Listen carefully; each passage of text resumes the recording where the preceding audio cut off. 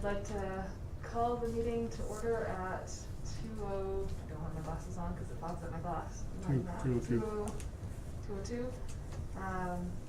Do we have any additions or deletions from the agenda, Ms. Middleton? No, we do not. Nope. Okay, I'll look for an agenda approval, 3.1. Councillor Wilkie, all in favor? That's carried. Item 4.1, adoption of previous minutes from October 13th.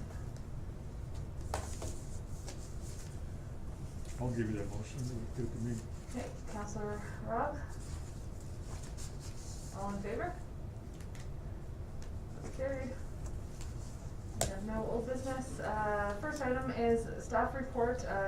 This is a reintroduction of the cost savings initiative that was done in 2019. Since we're looking at a deficit budget, some councillors wanted us to review whether there are some ideas previously that we could look into. So we've had this included in the agenda. So Ms. Middleton, are you going to speak to this? Yeah, absolutely, Okay. Madam Chair. So in February of 2019, we presented to Council a variety of cost-saving measurements as we were unable to pass a budget at the end of 2018. So within that, those cost-saving initiatives, we did a couple of things. We did a bit of public participation, but we went over and had administration and managers went through their budgets, and we looked at some ideas that would impact service delivery and service levels. And some of the initiatives were internal and had no impact on service delivery and service levels, and some of course did. And so administration presented this to council on January 24th in a special meeting. And here are the recommendations that we discussed in that meeting, just to give this committee a little bit of a flavor and idea as to what the exercise looked like and what we arrived at. So we went through the cost-saving initiatives and we identified them and placed them on a heat map. So what we did was we determined a ranking system based on the ease of implementation versus the financial impact. So the ones up in the far right quadrant represented those ones that would be easy to implement and as well would have a financial impact that would make them would allow them to have a bit of an impact on the overall budget. So there would be some good declines in the deficit by implementing them. So they're color coded on the legend on the right hand side, and so administration, you can see those are the big kind of a yellowy orange bubbles, and then so on. So depending on the magnitude determined how big the bubble was. So the rankings and that we did were up in the right hand quadrant, and these were the cost saving initiatives that came out of that exercise. So some of them the order of magnitude is quite small, some of them the order of magnitude is quite large. So we went through and we did color copying, and we looked at restricting the color copying, and that would have a subsequent saving. We did online billing options, which would have some savings. We renegotiated our phones, and that would amount to some savings. And we went through IT efficiencies. We recognized IT efficiencies. We brought an engineer and project manager in-house, and therefore with the intention of saving funds on contracting that particular service. OH&S program review, and we recognized some savings there. Then we looked at some cost saving initiatives that would have some impact on service delivery, and one of those was pool staffing, so with the intention of delaying the opening of the pool, and then campground self-serve reservations, system.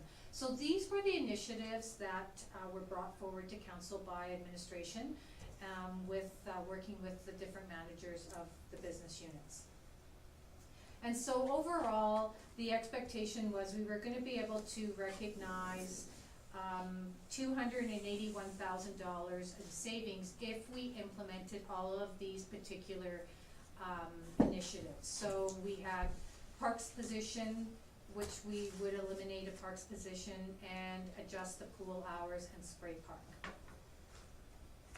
So out of this, we were able to bring to council potential savings, and then we took it out to the public and gave them the opportunity to provide feedback and through a survey, and that's how we were able to implement some of our cost-saving initiatives to pass the 2019 budget.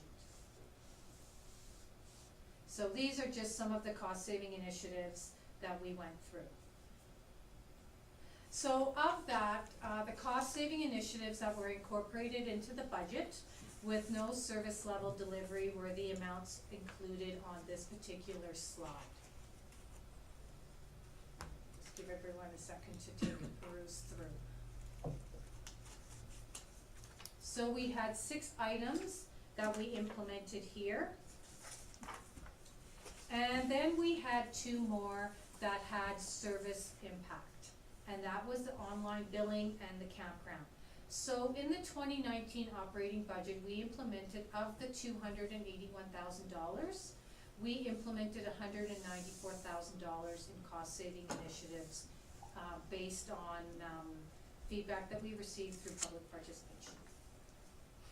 Can you go back to that previous page? I just wanted to make some notes real quick. Sure.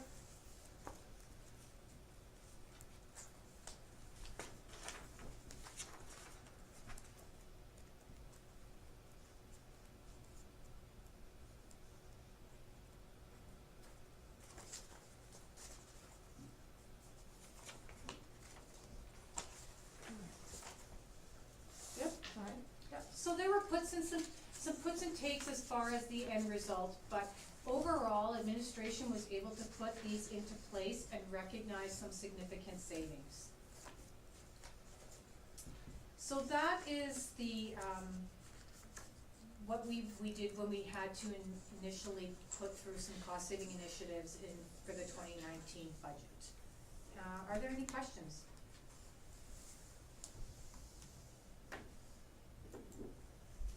Councillor Rob? Yeah, that staff position that was cut, was that ever filled, or were you able to manage without that position? Through the chair, that was eliminated permanently. So I thought, okay. So going back to the heat map, which of the ones in the upper right quadrant were there, because we don't have a list of all of them in this package, of all the different ideas, we just have some of the ones that were implemented. So I'm just wondering which ones weren't, like what was left off the table. I know the pool was one, pool hour adjustment. What else wasn't jumped on by council at the time?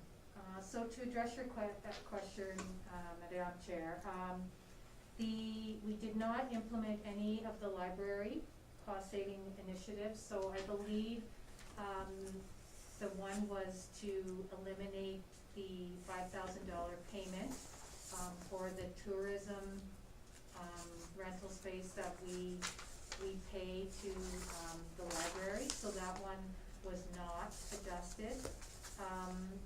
As well as there was no reduction in the special events, so there was a discussion about eliminating or scaling back some of the special events.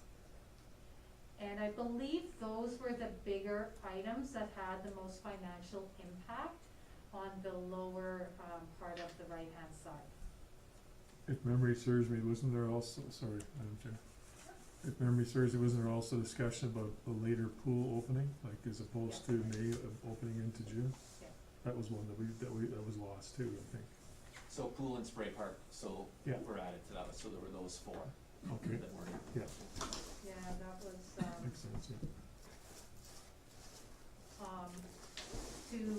just to address your question through the chair, that was the one here on the very bottom, the adjusting of the pool hours and spray park, the 54,000 and 11,600.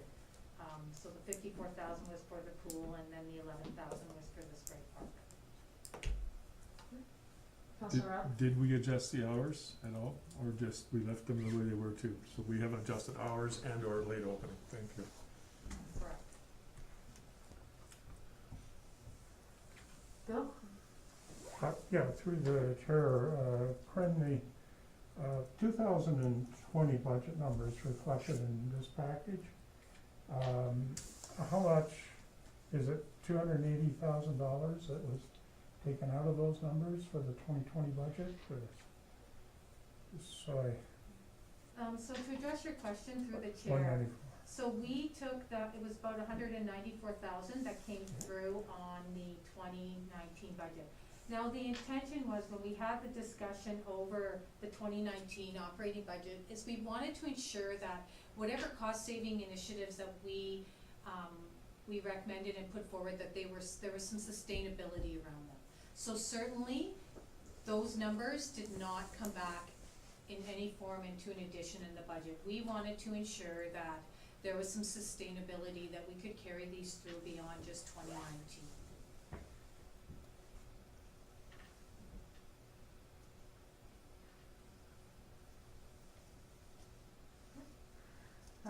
Subsequent though, the engineering, has that has been creeping back into operating as his position has changed and we've had less capital projects, has it not? Do we know? Well, to a degree, but he's also been used internally for our procurement processes and other things. So the short answer is we've been able to sustain that savings between expensing parts of his wages to capital projects, and reduce costs in our general contracted engineering services line in the budget.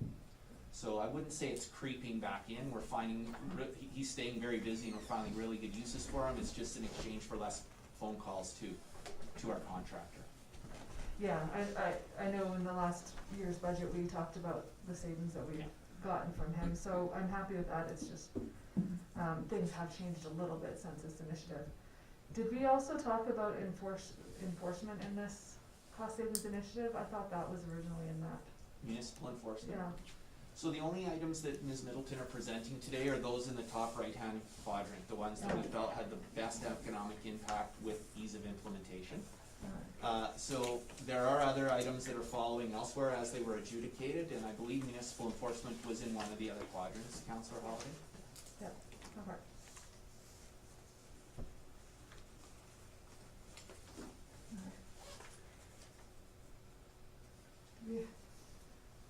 Welcome, Chandra. Is there any other questions? Bill? Yeah, just, sorry, I was a little confused. This is 2019. There was no similar exercise in 2020, for the 2020 budget? We found 300,000 in 2020.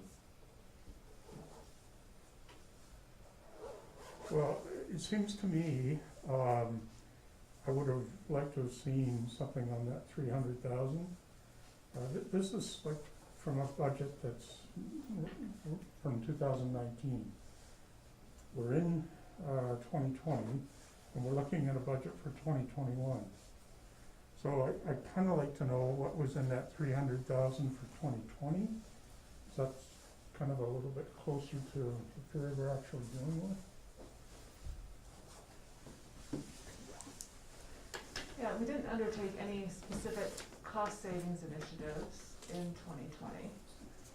But so 300,000, that's, like our budget's been, expenses have been staying relatively the same, so I don't, what 300 are you referring to? So I would have to pull the presentation that I gave last November to council, but there was reduction in, there was elimination of a community services position. Ms. LeBlanc took those responsibilities over. Right. There was a reduction in operating hours at the sorry, not the landfill, recycle center.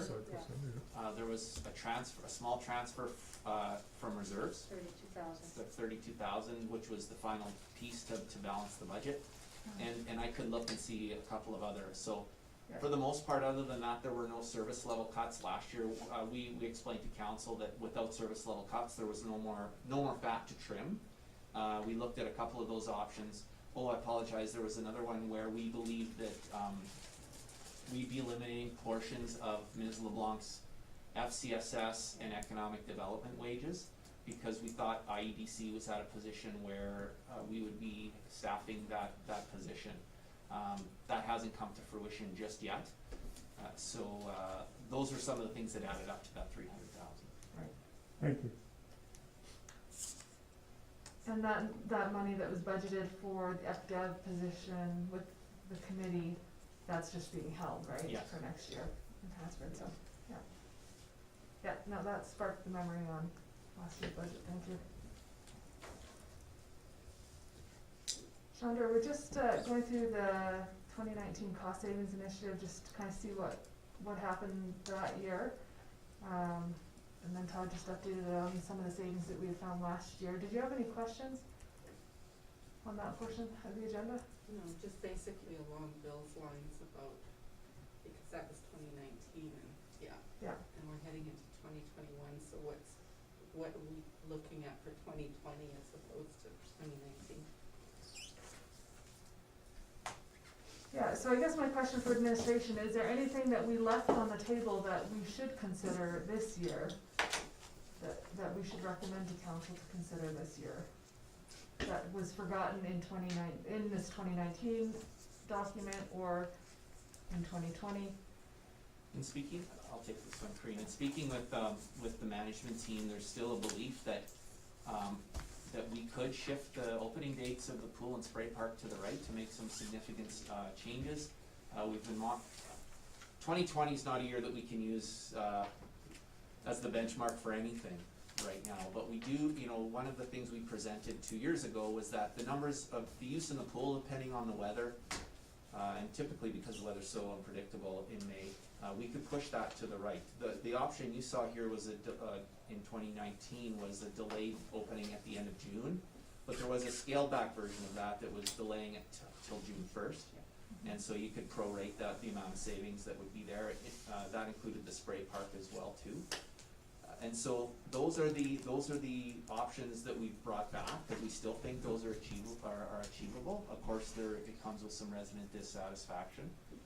And in the budget that you got today presented for the committee work, you can see that there were a number of expenses removed from that budget, bringing the deficit down to, I think it was about 120,000. I apologize, I don't have it right in front of me. We removed any sort of pay increases for staff. Help me out, Karine. We removed the exponential increase for asphalt work, the 40,000, we removed that. We removed some work that planning was gonna do, so we've removed that as well. We've also removed, we've gotten some actual numbers for West End and for the library. That was, both of them came under what we suspected on the budget, so we've been able to incorporate that into the budget line.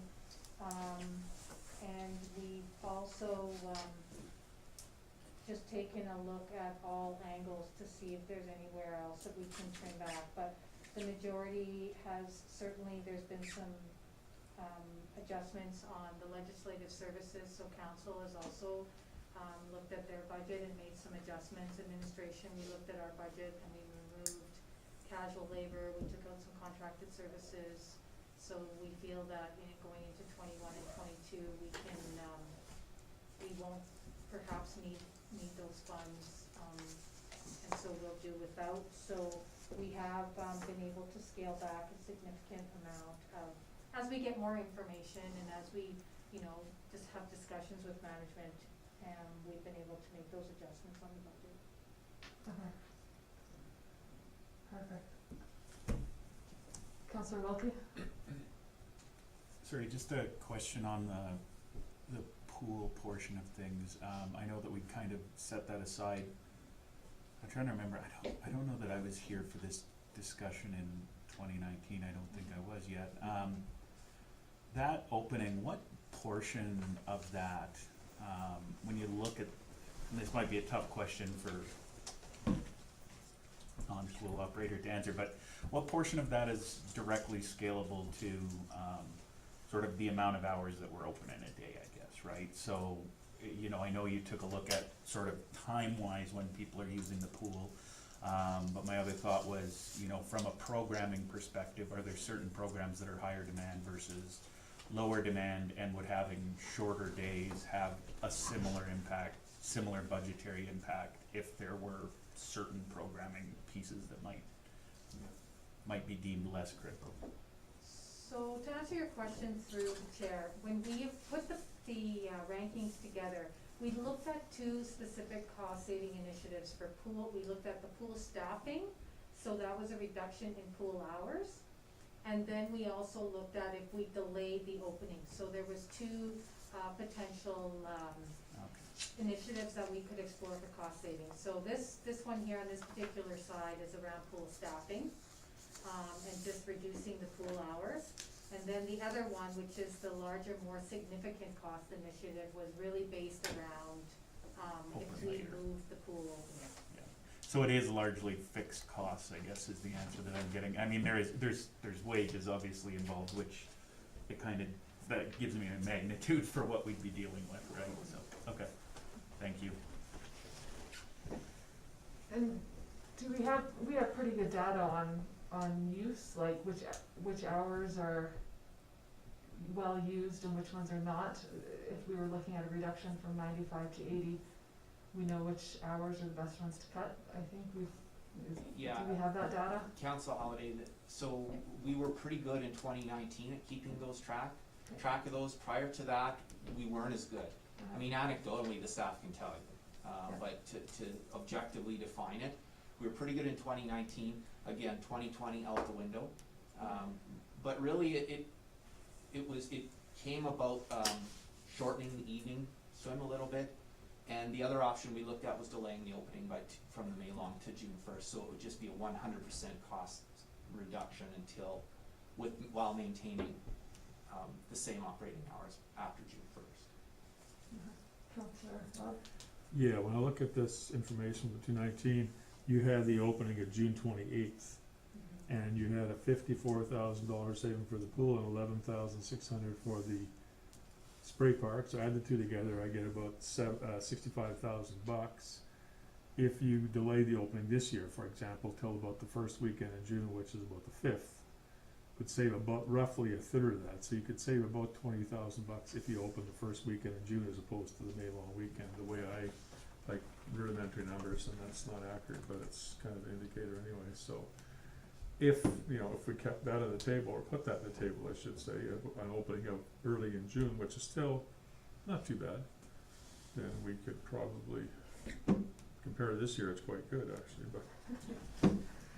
So when you did the 2019 cost savings initiative, you had taken data from 2018, so we also have 2019's numbers as well to really show usage, right? Yes. Because that would have been after, Yes. so you still kept track even after the cost savings initiative, so we'd have the numbers. I think it's something that should be considered by council to delay opening till June 1st. June 5th is As a well as- Friday. To come back with that information on what hours you would be looking at cutting and what the cost savings initiative, or what cost savings would be on the reduced hours, and kind of what the utilization rates are in those hours that you'd be cutting.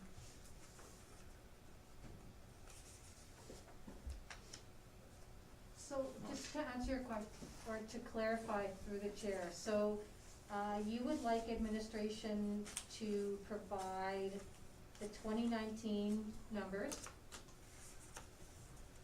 Or if you have updated information. Okay. What I heard the chair ask for is some recommendations from staff regarding delayed pool opening, but you Okay. want it to be substantiated with statistics. Yeah, delayed pool opening as well as reducing the hours, both, there's the two. If we have some underutilized hours, I think it makes sense to look at them.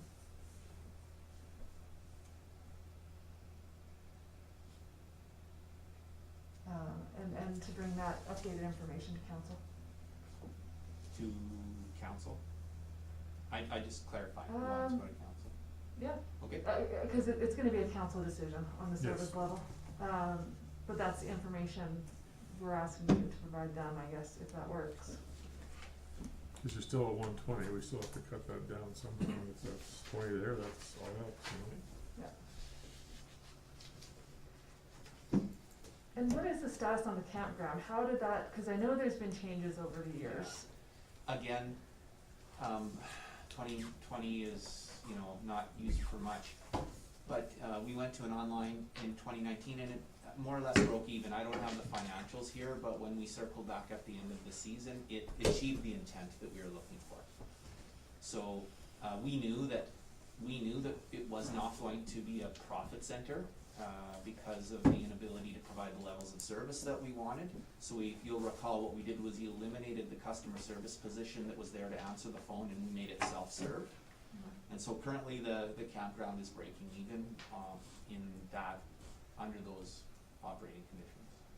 Alright, so it's a self-serve when they show up, they fill out a little thing and put their money in, Yes, is all that we're at right now. yes. And did we have somebody, a campground host last year, and how did that work out? We didn't have a host in 2019. In 2020 we did for COVID reasons, Okay, to help us sanitize campgrounds and make sure people were distancing and having a presence. And so, I don't have those numbers in front of us, but last I looked, I think we were roughly break even for the year. but without COVID, you wouldn't have that campground host? Correct. Okay, and the budget is assuming no COVID, so the campground host position, or hiring of that isn't in there? Well, one of the things that we lack now, because of the layoff of the One Parks position, in 2019, COVID aside, we were going to have some challenges with servicing the campground, so, the host actually worked out quite well, and we may consider using a campground host COVID or no COVID moving into the future, because I think it's quite a cost-effective way of doing it, to have a presence and maintain a level of service. So we're gonna evaluate that as we move forward and how that would affect the bottom line. But no, this was the first year that we had a host. Alright.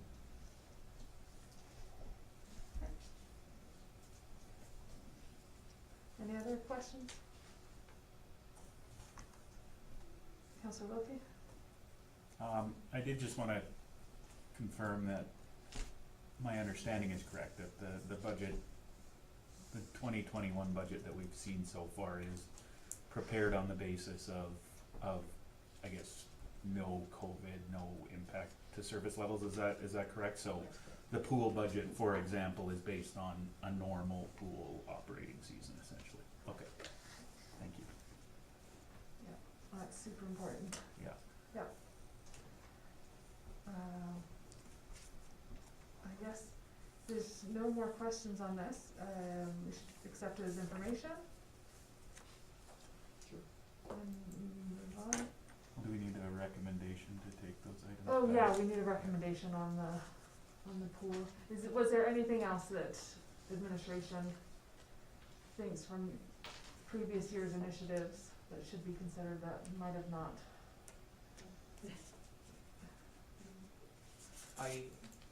They're all on the table for Yeah, council, okay, I yeah. just wanna be clear, we're not Yeah. saying we shouldn't, but at some point, like, Ms. Middleton had said, the effort that would go into implementing them for a marginal cost savings just sometimes doesn't justify itself, but we included them on the heat map so that council at the time could see that we hadn't missed something, that we did put everything on the table. So, we still think that those in the top right quadrant that hadn't been implemented are the ones that we should move forward with.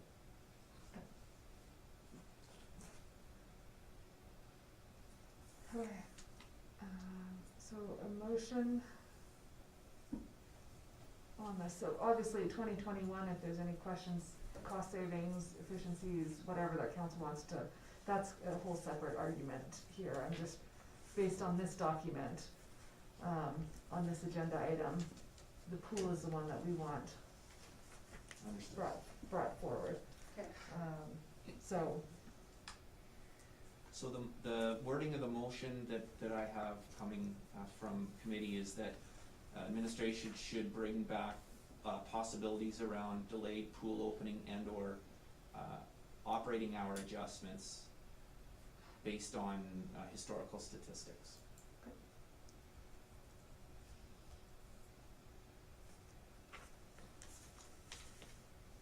Did somebody want to make I that can make that, motion? sure. Absolutely.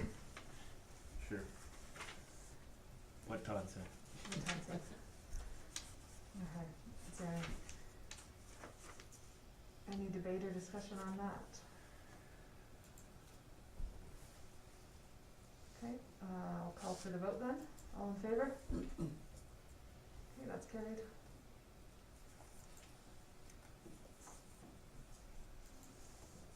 So let's move on to our public participation plan.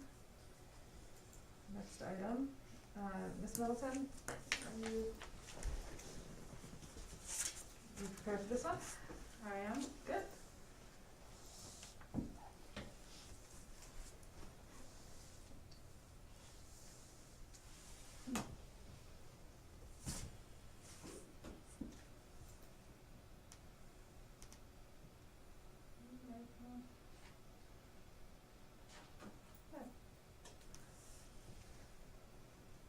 So to address everyone through the chair, so on November the 2nd, we compiled the final survey results and we presented them to council. So we thought it might be appropriate to bring it to the Finance Advisory Committee so that they have an opportunity to, for those that aren't on council, to see what the final results look like. So I'll just take you through briefly what our results were and just some statistics on what came back. So the survey closed on October 22nd. Total responses were 138. So we considered 1,167 properties, so to base our response rate. Completion rate, so that just indicates that everyone who started the survey completed the survey. And some did not answer all questions, but the majority answered all questions. The survey had 8 questions and it took an average completion time of just under 4 minutes. So what we heard back from residents is some really good information that we received back. So of the individuals that replied to the survey, just under 60% indicated that they were impacted directly by COVID-19 financially. So this allows us to have some visibility over with those residents in the town who were financially impacted. The second question we asked was, I believe that the town of Turner Valley provides, and then we gave them a variety of different options to respond on the service levels. So too many services, somewhat too many services, and so forth. So this particular question looks like most residents were kind of a little bit in the middle, so it's a little bit of a bell curve.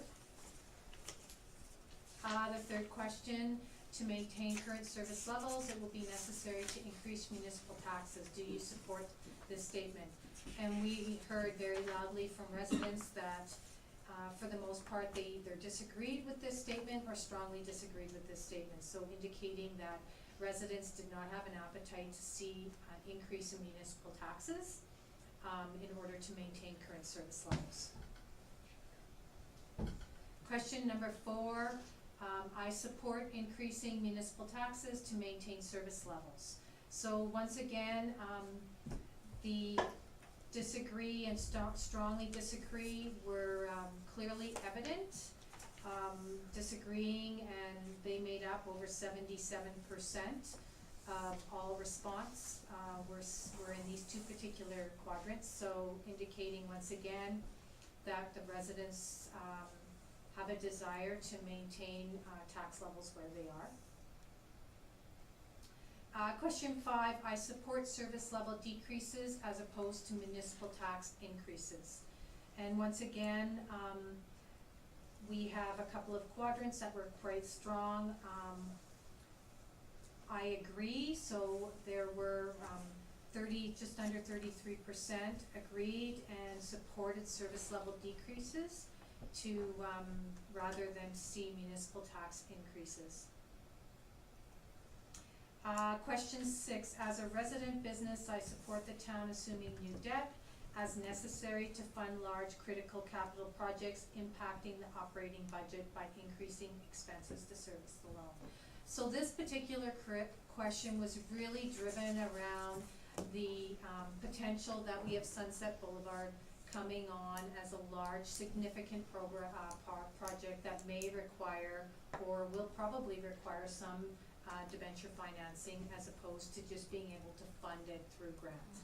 So that directionally, that's where this particular question was. And in the responses, we had kind of a mixed response between agree and disagree, being the primary in those particular quadrants. Question 7, please rate your overall satisfaction with the town and services provided. So this kind of was extended from a number 1, not satisfied, over to a number 5, extremely satisfied. So this was a little bit in the middle with the bell curve. 36% kind of were a little bit in the middle with this particular responses to this question. And in question 7, we also offered residents the opportunity to comment. So we kind of slotted the commentary back into a number of different avenues where we really received the most feedback. So staffing, comments back from everywhere between overstaffed, reduced staffed, cut back, rollback of wages and salaries or salary freezes. And then we had we had responses on taxes, utilities, which represented water, garbage, recycle as well. We had some responses on services, and operating costs, and then some just general commentary. So we had most residents that filled out that number 7 or commented, provided us some very good feedback.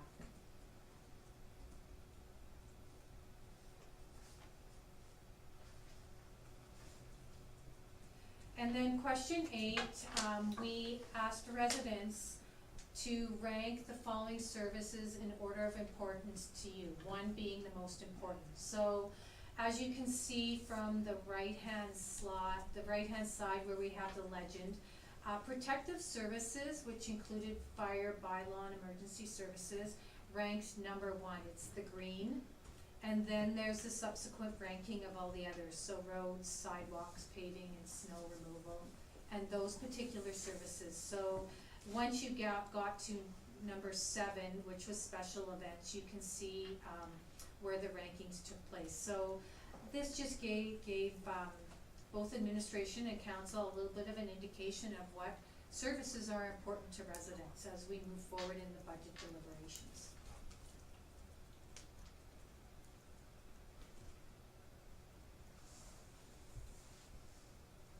So that concludes the survey, the public participation results. As well included in your package today, we also inserted some feedback and information from the phase 2 of our public participation plan, which was on the virtual town hall. So I provided a listing of the questions that we received and the subsequent answers that we communicated when we had the virtual town hall last week. We had, just looking for my page on my statistics here, of how many residents. So we had total participants, we had 15 participants for the virtual town hall. Although we had low community involvement, the questions were very engaging, they were very respectful, and I thought we had, the participation was excellent for those that attended. Are there any questions? Okay, Bill? First, Ben Murphy. Well, thanks, Corinne. That's a good summary. I make a couple of observations. One, the response rate, you might think it's disappointing, but this is the first year we've done this. So I think we should be happy that we are where we are, and I think if we keep doing this, it'll get better. I don't know about using properties versus adult population. I'm sure there are a number of households where 2 people responded for the household. So just, I don't know if you can ask a question about that. Are there others in your household who responded to the survey? It doesn't make a lot of difference, I don't think. My major observation, though, is I come from the business world, and in the business world, the number one thing we look for is ways to provide services at lower costs. So maintaining services at a lower cost. We don't look at ways to increase revenue. For in the petrochemical business, you can't control that. So, we can increase our production, but we're totally dependent upon the market for pricing of our product, so we really can't count on that. We can control expenses, and that's what we do, is we reduce expenses. So I think it's implicit in some of the comments that you've received, and you've summarized that, the staffing comments, overstaff, reduced staff, cut back staff, roll back wages, salary wage freeze, taxes are too high. I think it's implicit, though, that some people are trying to say that. But, I'm only saying that that's my conclusion. But I can't definitively draw the conclusion because we didn't ask the question.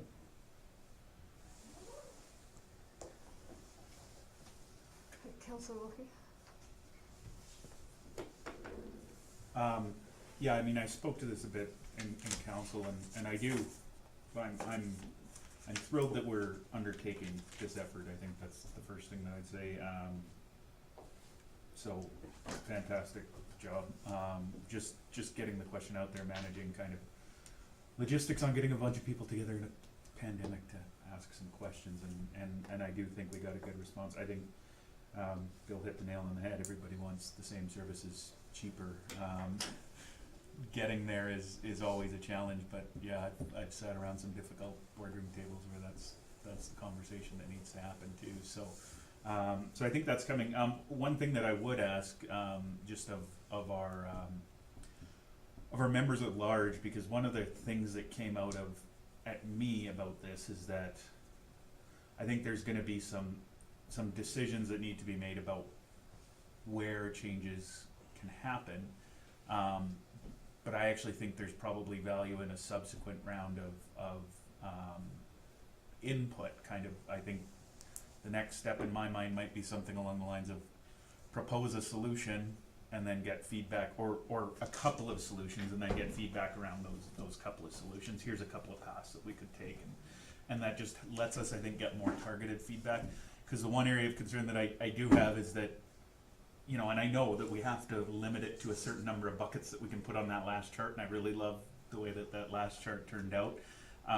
But I think we need to get a little more specific about areas in some of those, I think, potentially, right? So I would throw that out in particular to our members at large, just for your thoughts on any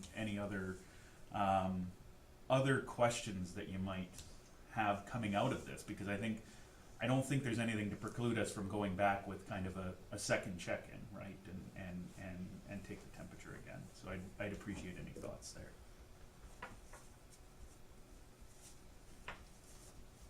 Any more questions on this? Chandra? I guess the thing that probably frustrated, we'll use that word the most during the questions, was, and Todd, I know that you had said that it's hard to compare apples to oranges, and it's in relation to the downsizing of staff and the comparing of staff to other municipalities.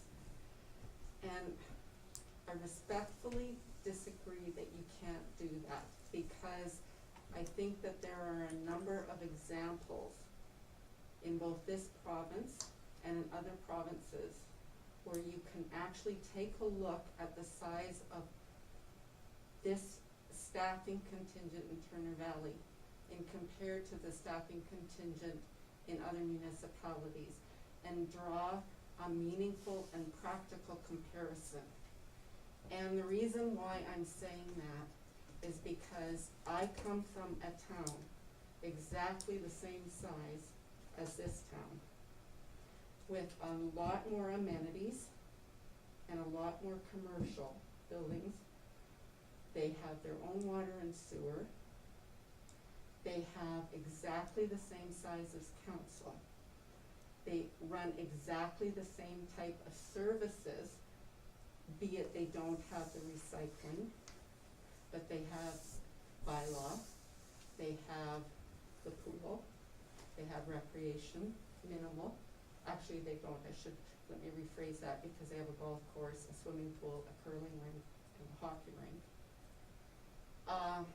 They have no bylaw enforcement, because that's run by the RCMP.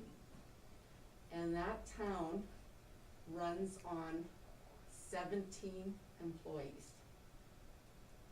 And so I'm seriously and very respectfully curious how we can have an FTE count of what we have based on what we provide in this town compared to other municipalities who actually provide a lot more, and we are paying for an additional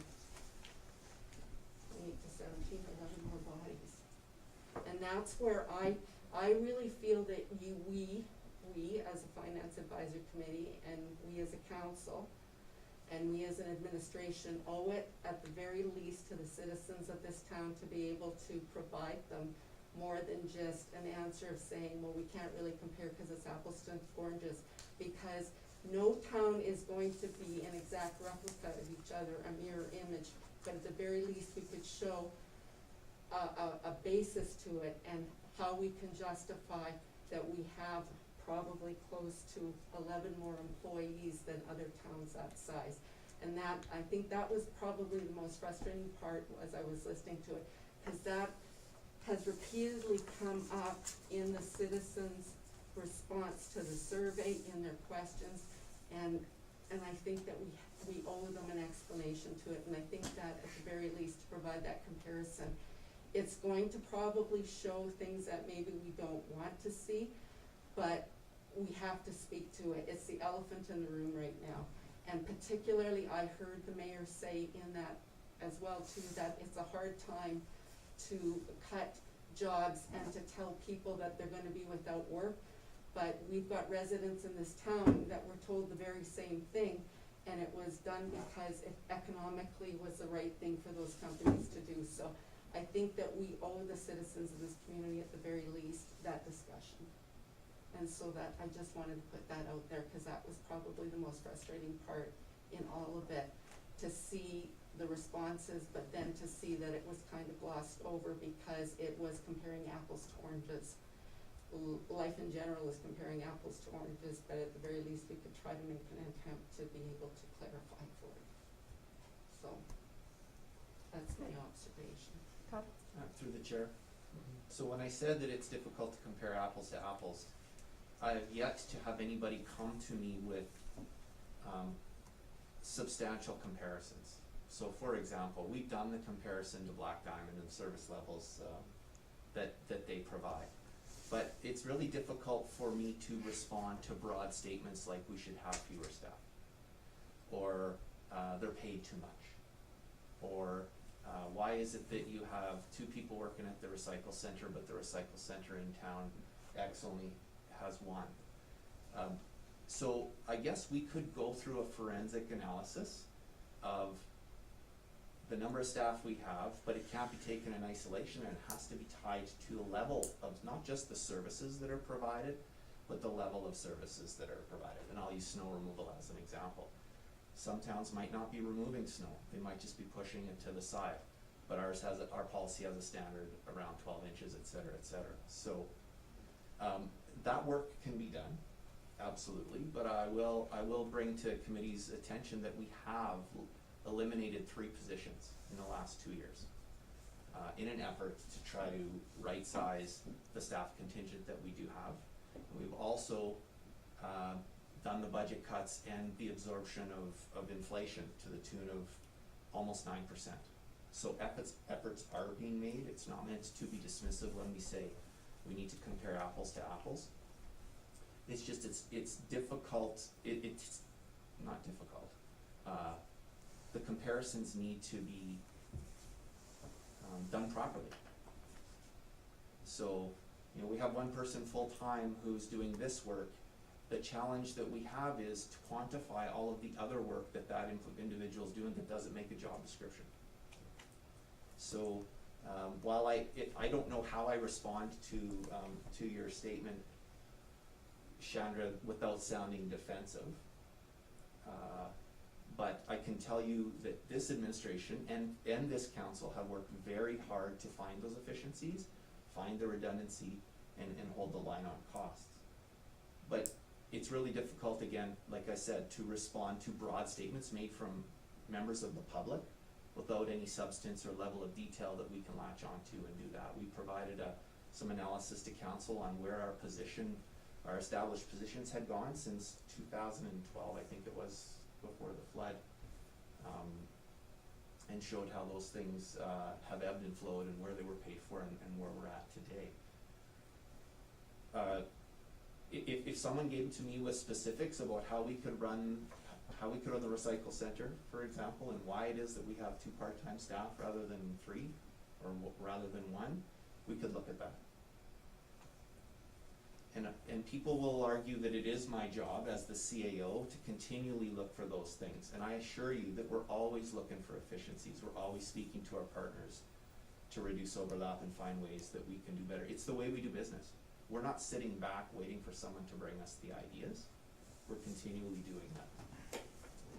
So I apologize if some members of the audience felt that I was being dismissive or glossing over it, but I need something to work with on that. Councillor Wilkie? I'll let Oh. Mr. O'Donnell. Bill? Well, thanks, through the chair. Yeah, it's always difficult to look at a one-on-one comparison. The only thing that I can make reference to, I can't make reference to because it was done in camera, so I'm gonna turn over to Councillor Wilkie to talk about his request and measuring our competitive position against peer communities, because I don't know what's appropriate for me to talk about with respect to that, but there's more than one apple in that barrel. But I apologize for being redundant, but I will keep bringing it to the table as long as I'm on this committee. May not be long. Yeah, you really do have to make it a priority to look at. My job, when I worked at Nova Corporation and Nova Chemicals, every day part of my job was, how do I eliminate my job? That was part of my job. And it's a mindset that's out there in the corporate world that I don't think exists at any level of government. So not to pick on the municipality of Turner Valley, I think we face it at the federal government level, I think we face it at the provincial government level, and I think we face it at the municipal government level. So there aren't easy answers. Now, the one answer that's coming, not nearly fast enough for my liking, is amalgamation. And I'll state for the record that I'm just appalled that the target for getting this amalgamation done is January of 2023. That's 26 months out. And only then do we start looking at merging activities. So I was at the table with Bayer Corporation when Nova sold its rubber business to Bayer Corporation as one of the leads of that negotiation team. This is a $10 billion deal that we had 30 days to do. I was at the table when Nova was sold to TransCanada, the pipeline business, and the chemical business was spun out. Again, we had 30 days to do that $10 billion deal. I'm stunned that it takes 26 months just to get to the starting gate. I'm appalled.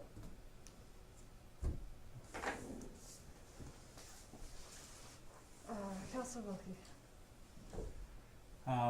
Yeah, thanks, Bill, for that, I guess, reference back to the competitiveness. I still don't, I think we got some good answers that came out of that exercise. I don't know.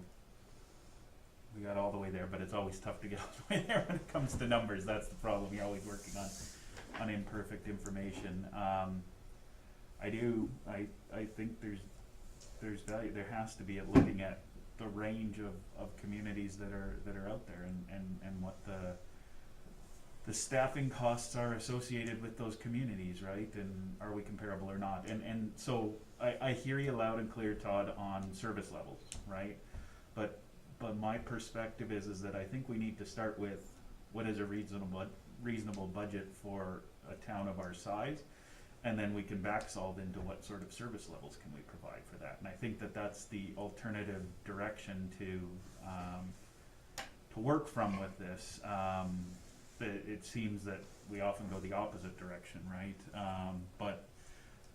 So I think, you know, my view is that maybe there is some work for this committee in particular to do around or to direct on around that kind of analysis, I think, right? Because in my mind that would be exceptionally helpful, and if nothing else, it provides us with an ability to point to some examples, right? And I know that we can't get perfect examples, but at least we can point to a cross section. And I think that our competitiveness analysis provided us with some of that material that we can respond to people with, right?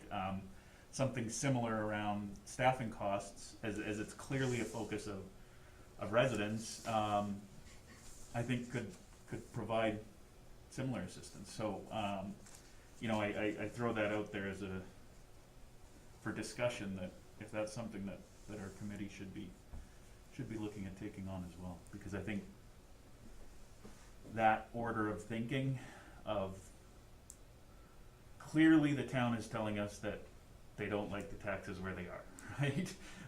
So the question is, what's it going to take to get us down to a level that is comfortable, and then what services can we provide at that level? And the question then becomes start. It's a trade-off. Sure, we can get you there, but here's what it looks like, right? And I just think we need to run the traps on that. Councillor Rob. Yeah, going back to Chandra's comments and maybe related to Bill and Councillor Wilkie as well, that the idea of staffing is not lost on me. You know, I mean, I've been pushing this forever, and I have to say that it's not lost on Todd either.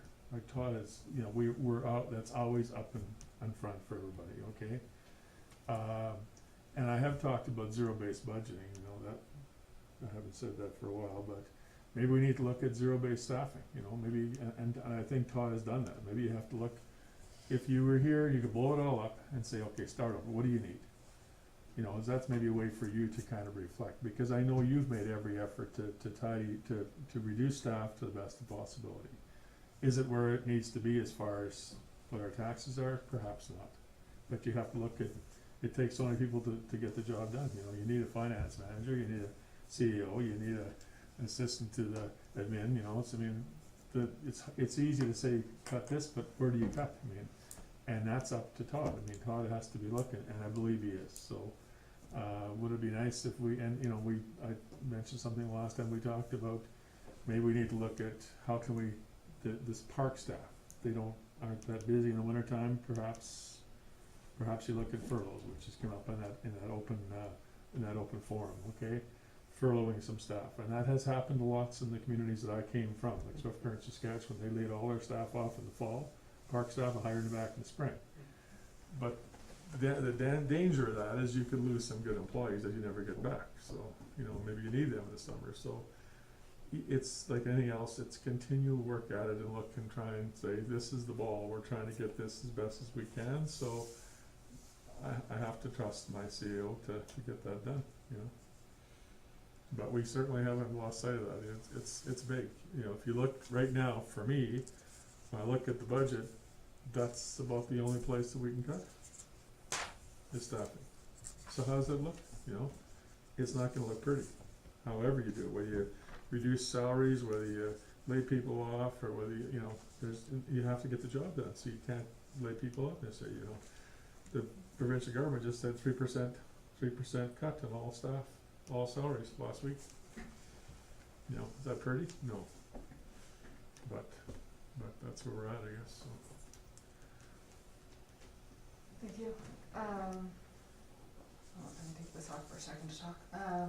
I guess I probably, more than anybody, have read the financial statements over and over and compared them to other towns. And where I'm seeing this is, yes, we can't compare apples to apples, but 2019 financial statements, our salaries, wages, and benefits were 2.69 million, Black Diamonds were 2.2, right? So that's $400,000 difference, over $400,000 difference. Comparing to other, you know, Nanton, they're at 1.6 million in wages. Gibbons is another comparable I like, it's 2.4 million, they're a bit bigger than us, but similar servicing. There's comparables out there, and unfortunately that is the category that shows up that we're over on. And I know probably the individual wages, we've looked at that as a council, and those are okay, we talked about that at the public thing. It is the number of FTE. And the residents are noticing it because 2012, before the flood, we spent 1.65 million in salaries, wages, and benefits. If inflation adjusted that to today, it would be just under 1.9 million. If we took 2012 salaries, wages, and benefits and expanded it, we should be around 1.9 million. Black Diamond, remind you, is around 2.2. We're at almost 2.7. So residents, if you think of economic, 2012 was a great year, right? Oil hadn't crashed yet, versus now. That's why it's coming up on the surveys. We have to look at it. Does it mean service level reduction? Absolutely. Is council ready to do it? I think absolutely. We just have to have those discussions. And I don't know if that happens today here. If we need to go into camera at some point, or enclosed at some point, that is fine. But we have to pay attention because it was a clear theme. You look at all the comments given on the survey, you look at the questions asked, residents have noticed, and they want us to take a look. So I think we're done with this item. We understand as a council, and they were very clear for us coming back as finance committee, that increasing taxes is off the table. We have to find a way to work within our means.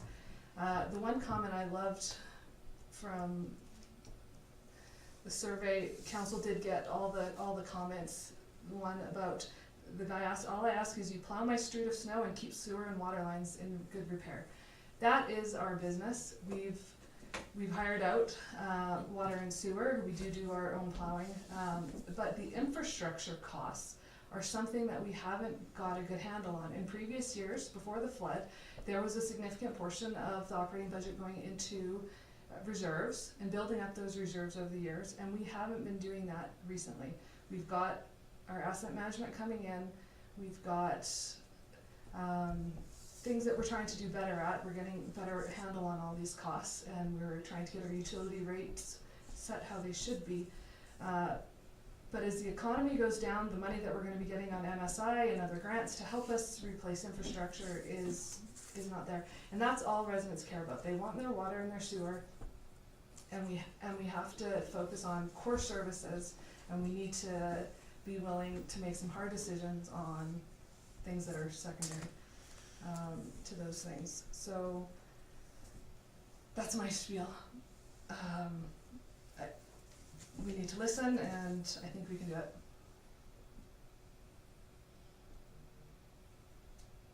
So we can accept this for information. Okay. Councillor Rob?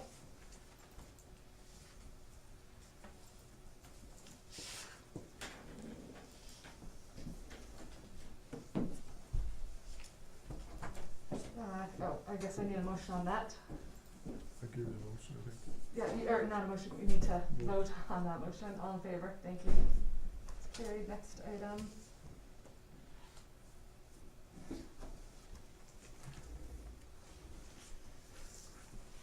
Is, alright, 7.2, yeah, 7.2, yeah, sorry, I have too many screens open. So yeah, the financial plan. So I don't think I want, I know that we have great committee members that have gone through this with fine tooth comb, so I'm hoping we don't need to go through it line by line, but get questions. If we can focus on, you know, if there's missing information that we wanted included that we think, or some formatting, anything that we want to help this be more useful for council, that would be good to discuss. If there's any little errors, you know, typos and that kind of stuff, we can, if you can just email those to Ms. Middleton if you noticed a little error. We don't need to go through those right now. So if we can focus on what needs to be included for council, and if there's any clarification items, let's start with that first. Chandra? I guess this is just my pet peeve, and I'm sorry, Ms. Middleton, but when I went through it, I was looking for what the key initiatives were from last year's budget for 2020, so I could then match it to what the key accomplishments were in 2020, so what they proposed were going to be their accomplishments to what actually they achieved. And I was looking for it because to me, that's part of the continuity of business and business planning, is understanding what you hope to achieve when you pull together your 2020 business plan, and then what you actually did achieve, and then what you're going forward with, because this was a phenomenally bad year to try to align things.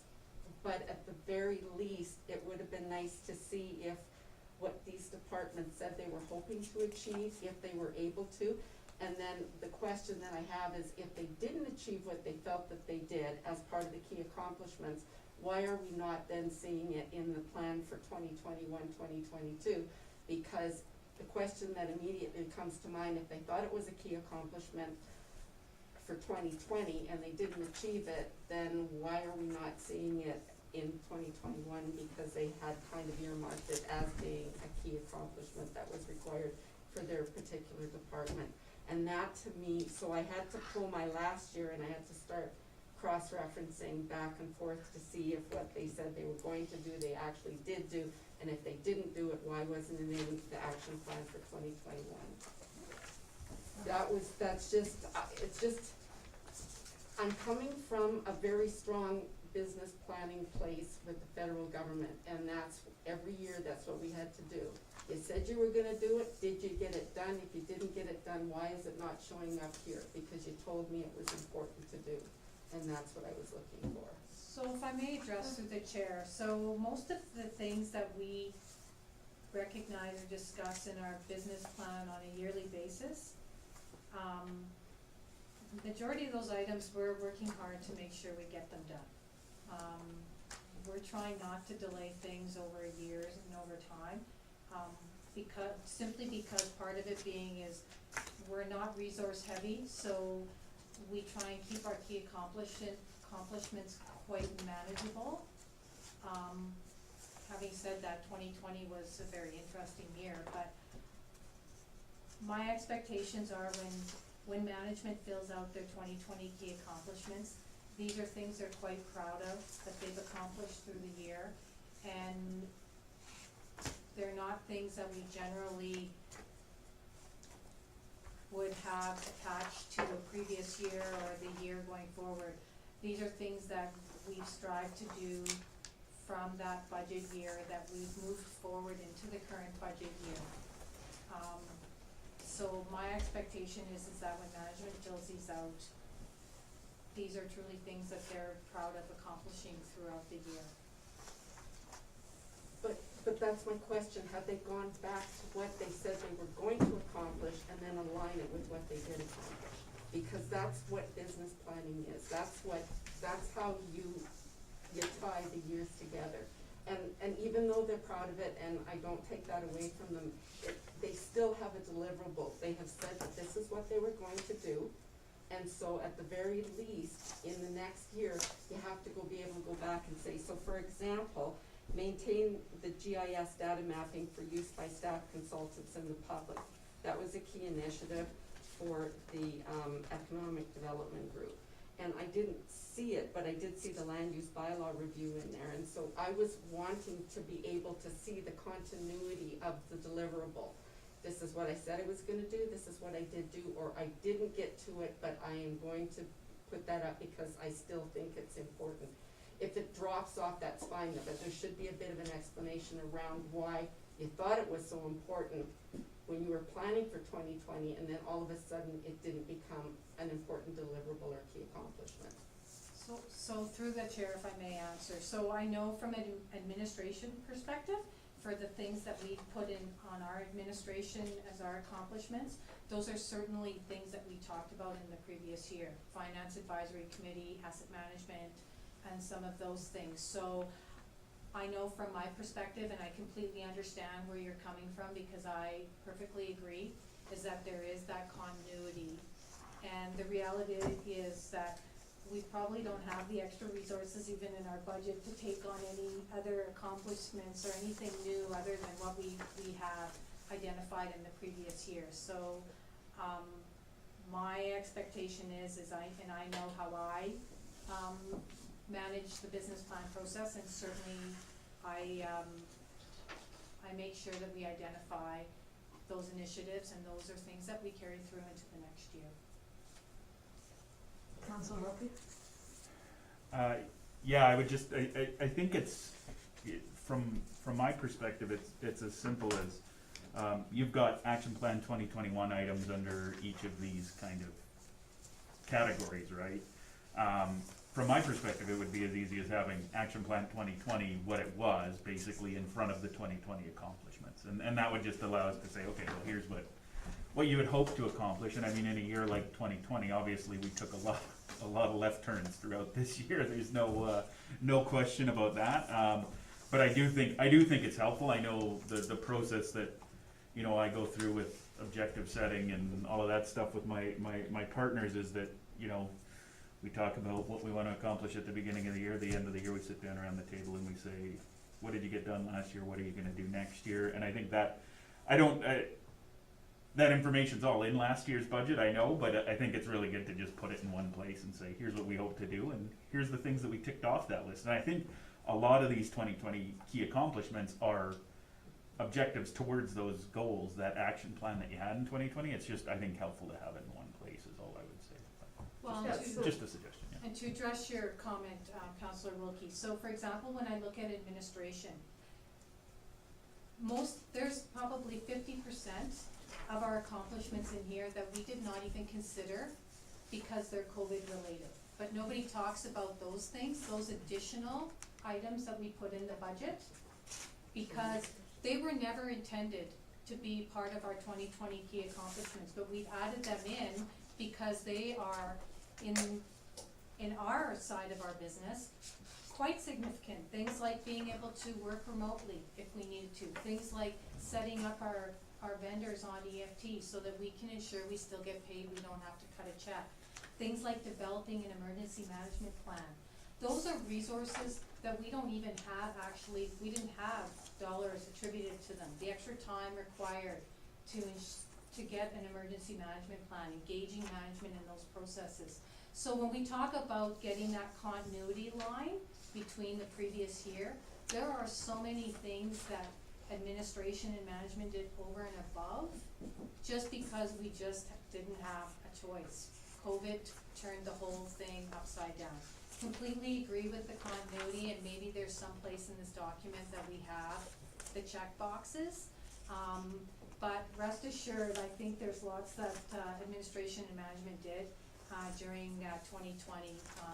If there are things that we didn't get done, it is simply because, we did not have the resources with COVID happening, and we had to switch and do a 180 and make some adjustments. But, in my opinion, I think you'll find here, if you try to look back on the previous year, there are over and above some tremendous things that administration and management did, and council, trying to adjust to the new environment that we're faced with.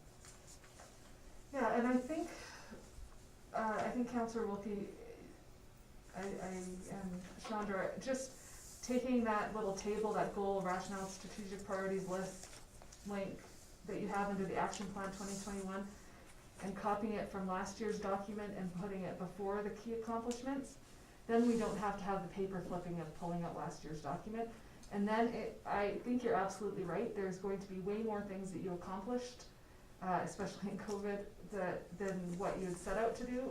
And I think we need the ability to see that and highlight that, and to show what you've done. 'Cause the whole purpose of this evolving finance document is to make it a standalone, easy to go through. So if there's something we're having to flip back previous years, let's try and eliminate that. So just copy and paste, I don't want any, like, there shouldn't be any administrative time on that.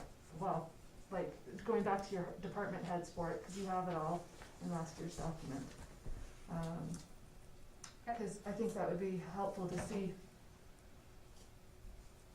Oh, that's good. Any other, Chandra, was any other formatting or information No, that was it. questions? Yeah, because it's just, to me, it's the full circle, because it's part of performance evaluation for the staff as well too, for each of the departments. So I just feel it's an important part of the package, and thank you. And the nice part about it is, you know that there's going to be additional accomplishments because of COVID, and in any year, there's additional accomplishments aside from what you have articulated at the beginning of the year when you were projecting what you were going to complete, because it's an organic document. And I think this is, it forms a good, because it's an organic document, it forms a very strong communications piece for councils in moving forward, because with elections coming up in the next year and being able to have all of that at their fingertips, they'll be able to see the progression. And if there was certain key accomplishments that weren't achieved because COVID had set it back, then at the very least you've continued that narrative and are able to show that the work is continuing. And it wasn't as if it come up this year because it was something that had to be displaced because of COVID. So I think it's gonna serve a multitude of purposes if it's done, and I agree with what the councillor have said about just a cut and paste, because it's all there, it's just a matter of being able to pull it all and just maybe tweak the format a little bit to be able to include it. Okay. Bill, did you have any formatting or information or something general, any general items like that? No, but I was interested in your suggestion that we kinda not do the line by line thing, but Yeah. kinda take the 30,000 foot view, and Yeah. I do have some 30,000 foot view. Okay, yeah, Just appropriate. okay, if it's to deal with like asking specific questions about numbers and departments, we'll get into Yep. that in a minute. I just want to know if there's any general, what's in the budget package that we think council should have. I had one that I talked to Corinne earlier about having more information on MSI and federal gas tax funds. You know, we have information on our reserves, but we don't know what we had carried over from previous years for MSI and federal gas tax funds, so I've asked for that one. And then I had a couple other little formatting questions.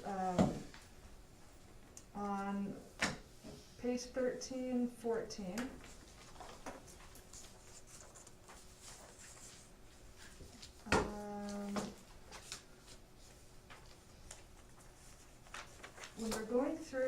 we have all these green light, red lights, yellow light projects, which is, I think, a great way, really helpful. But is there a way to get those some are added up separately or segregated together, or is there a certain reason they're lumped how they are? It would just be nice to know, you know, what the red light projects over the 10 years cost, what the greens do, what the yellows do in a separate. Because if you look at the total at $26 million and you divide that over 10 years, Yeah, that's a scary number. I can make note and put them together. and Okay, all the put them totals. together and have just separate, like, subtotals for Yep. each of them and then a total at the bottom, okay? And then on page 16, I know municipal government likes talking about nets, and it drives me crazy, cause I like to see revenue and expense and then net. I don't like to see just nets, cause they don't mean as much to me when I'm comparing year over year.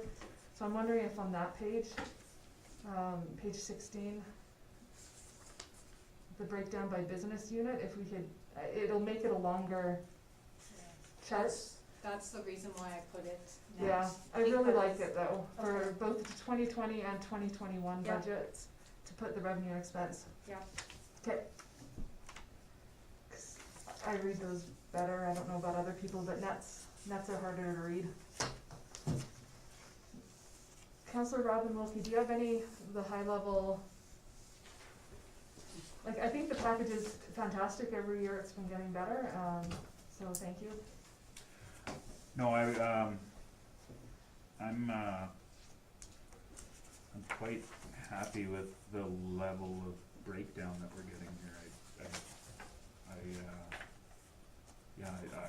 I don't have a lot of, when I think high level of things I'd like to add to it, there's not a lot. The one thing that I think might be helpful to help us get a perspective on, where we sit and what we've accomplished is just some of that tracking of statistics that we've talked about. So when I look, coming back to staffing levels again, right? When I look at the FTE levels on page 71, just understanding how that's evolved over the last couple of years, I think would be helpful to understand, or at least have in front of us, right? So we can see what's been accomplished, or what's what the direction of council has resulted in, and ultimately work on administration's end too, right? So I think it would be helpful just to get that perspective, to see what the trend has been. So I understand the history and everything that goes with that, but just for committee's clarification, so this document is meant to be the plan. It's not the long-term history lesson, for example, on the staffing numbers or that sort of a thing. So if there's some information that council needs to see, we can produce some sort of staff report or something like that for you that rests outside of this, Councillor Wilkie. Yeah, and This is meant to be that's the state of affairs. That's moving forward. fair. I teach on this, right? And part of what I talk about in financial modeling is that we don't really care about the past, everything. That's the accountant's world, so no offense, Corinne, but the go forward is what really matters. So I think that's fine. I do think, and we need to revisit it as a committee here, just that conversation around cost perspective and understanding salaries. But I agree. I can see your perspective. I think that's probably something outside of this document, but it may help guide this document at the end of the day. So, the point taken. Good thoughts on that. Okay, Counselor good. Bob, any I'm good. major formatting? No. Okay, so that's, as Pretty far informative as for me. what information is provided, I think, like, the formatting, everything's great. If there's any typos as you've gone through it, send them to Corinne, Yeah. over email. Yeah. Now, I think if we can just go, just using the table of contents, really, is there anything in the first section that anybody wants to talk about? Council priorities, you can complain to a councillor about if you don't like them. debt levels, municipal reserves, offsite levies. Is there any questions in those first introductory pages? Reserves, if you have a question on. Reserves? Reserves, yeah. Okay, Councillor Wilkie has a question on reserves. Yeah, and chances are I may have asked this out before already, but, something about the older I get. The proceeds from sale capital reserves, I noticed that they're, grouped under capital reserves allocated. Does that just mean that they're allocated into that account and not specifically, not to a specific project? When I'm taking a look at that, that's on page 10. So there's capital reserves allocated and then capital reserves proceeds from sale, and I know that was from the sale of Shrek assets, Water right? resources, yeah. But I guess where does that sit? Is that allocated to specific projects, or is that at the discretion of council for? Just to answer your question through the chair, it just simply is those were those particular funds that came out of that sale. Okay. And so it's just the proceeds from sale account, versus, an allocated revenue, a capital account, reserve account that could have a multitude of different areas where the funds came from. This is just specifically that this is where that capital reserve came specifically from that sale. And so allocated just means allocated to a specific account, not to a specific project then? Some are. Yeah. So like pool, Yeah. Blair and Derrick, but this is specifically, this money came from that sale. Okay, thank you. Councillor Holiday? Yep. Just further to that, so in doing a little bit of digging, we can't find something that was formalized in writing, but the history on this one is that the intent was that those proceeds from utility asset sale would be used for repairs and maintenance and improvements to the utility. That was the broad intent when we received the money from our partners in Shrek when they bought us out of those assets. So in a sense, it's allocated, not to specific projects, but it's earmarked for utility type improvements there. Okay. So at least that's the informal history lesson we've gotten. Because they're not officially booked against anything specific, I guess you could argue would be it to council's discretion as how they wanted to use it, but I just thought I would provide a little bit of color on the history there. I think it all feeds into this whole asset management exercise. Ultimately, at the end of the day, we have to take a broader look at these capital reserves and make decisions about what the process is going forward. And we're making strides. We're on our way. The utility bylaw helps with that, I think, and we need to know what it looks like, and I think that's going to determine how some of this gets allocated. Okay, thank you. Bill? Yeah, just a general question. I should know the answer to this, but I don't.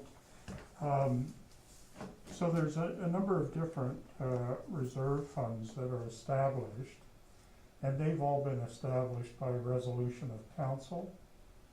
So there's no reference to any higher authority, the MGA or that. So if there was, council wanted to take the, well, they really could, they have the discretion to be able to change any of these allocations. Thanks. Just one Yep. point of clarity, because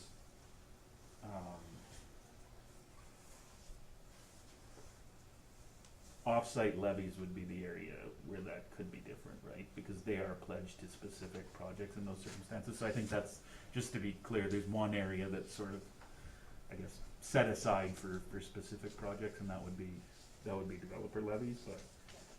But even in that case, a lot of them are common off-site levies, which is, pretty broad, I think, what council's able to do with those.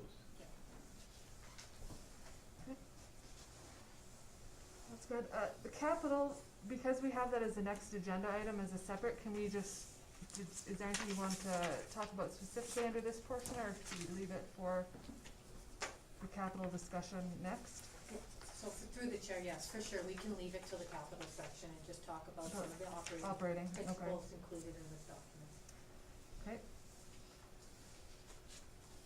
So, operating budgets, going by department, council, I was pleased to see that we made some significant improvements on that from when we looked at it. Did we have any questions from anyone on the legislative operating budget? Just before we get into the individual lines, could I ask some sort of overarching Yep. question? So yes, I'm pleased to see that we're down from a $300,000 number to a $115,000 number. I do have a question though regarding the utilities, so storm, sewer, water distribution, sanitary sewer, waste management, garbage, and recycle. We have a total in the 2021 budget surplus of $190,000 from those utilities. So if we chose not, and the budget is indicating that we're not allocating any of that to reserve at this point, it's actually being applied to subsidize the tax levy. So if you moved it all to reserves, $190,000 to reserve, that $115,000 number would be $300,000. Is that correct? So, to answer your question through the chair, Cindy, the chair, and I had a discussion about the utilities. So we have not gone through and finalized our utility rates for this budget. So what you see in here is not likely going to be the final number that you're going to see in this budget.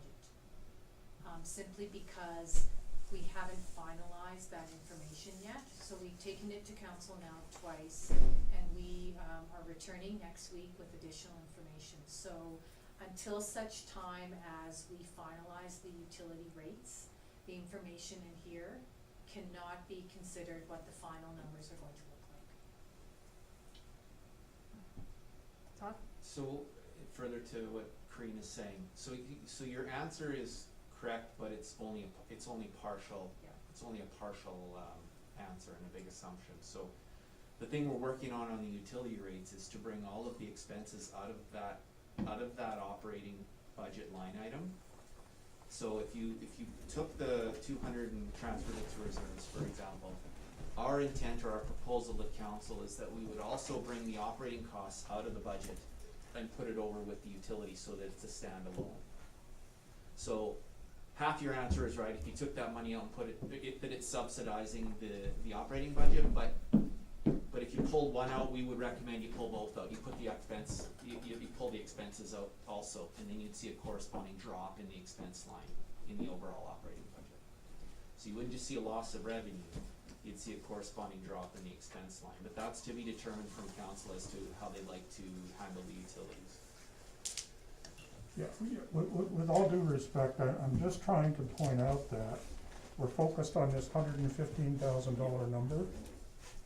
And that number is gonna be entirely dependent upon, because a huge assumption that we're making is that we're gonna get some money from these utilities to reduce that number. If we did what you said and took everything out, and I think that's a good idea. I think looking at that discreetly is a really good idea. So I would strongly support that. And then you decide if the surplus that's in that separated account gets allocated to reserves or gets allocated to reduce the deficit in the operating budget. I think that's a good idea, that would help clarify that. But I'm just cautioning that at this point in time, if those were the numbers when you're done, it's a much bigger challenge. We're back to the 300,000. Yeah, it's a $93,000 surplus from water, sewer, storm in this that we're gonna have to find it when we pull everything out. 190,000. 2021 is 93, the net surplus. I've got 50 for storm, I've got 44 for distribution, I've got 52 for garbage, and I've got 44. Oh yeah, garbage is out, yes. there needs to be a discussion definitely on garbage, since we've reduced, we're charging much more than it actually costs, and that I think is, we should get to some point. Councillor Wilkie? Yeah, I hear where you're coming from, Bill, and this is the challenge here, right? And I keep trying to pin people down on this whole exercise of utility rates, and I'm completely fine with user pay utility rates. To me, it's the way that makes the most sense, but any increase that we're gonna make to utility rates in my mind has always been positioned as a dollar for dollar reduction in taxation, right? And the reality is if we do it that way, if we pull, if utility rates make up a greater proportion of revenue, and we wanna put $190,000 away, or whatever the amount is that needs to go into reserves, there is more money that needs to be made up, right? Because otherwise we're not gonna make that contribution to reserves. So I think it's important that we keep that in mind, that that's a big part of the sustainability exercise that we talked about, right? Is making sure that we're chipping away at those reserves contributions for utility. Yeah. So I have two other similar, Yeah. in scope kind of points. I appreciated all the information you put together on the options for financing Sunset Boulevard, Corinne.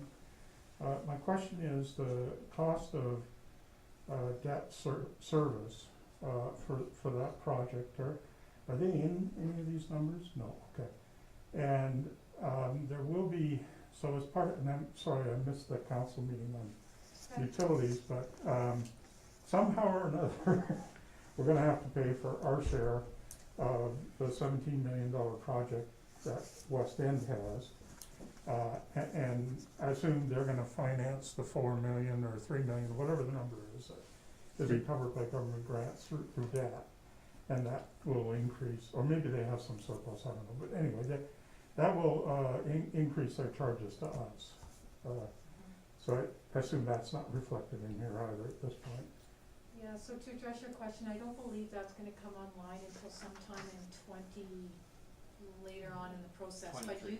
you're absolutely correct, that could have a potential operating. Right, so, but it probably won't get till post-amalgamation, is what you're saying. Post-amalgamation, if amalgamation happens.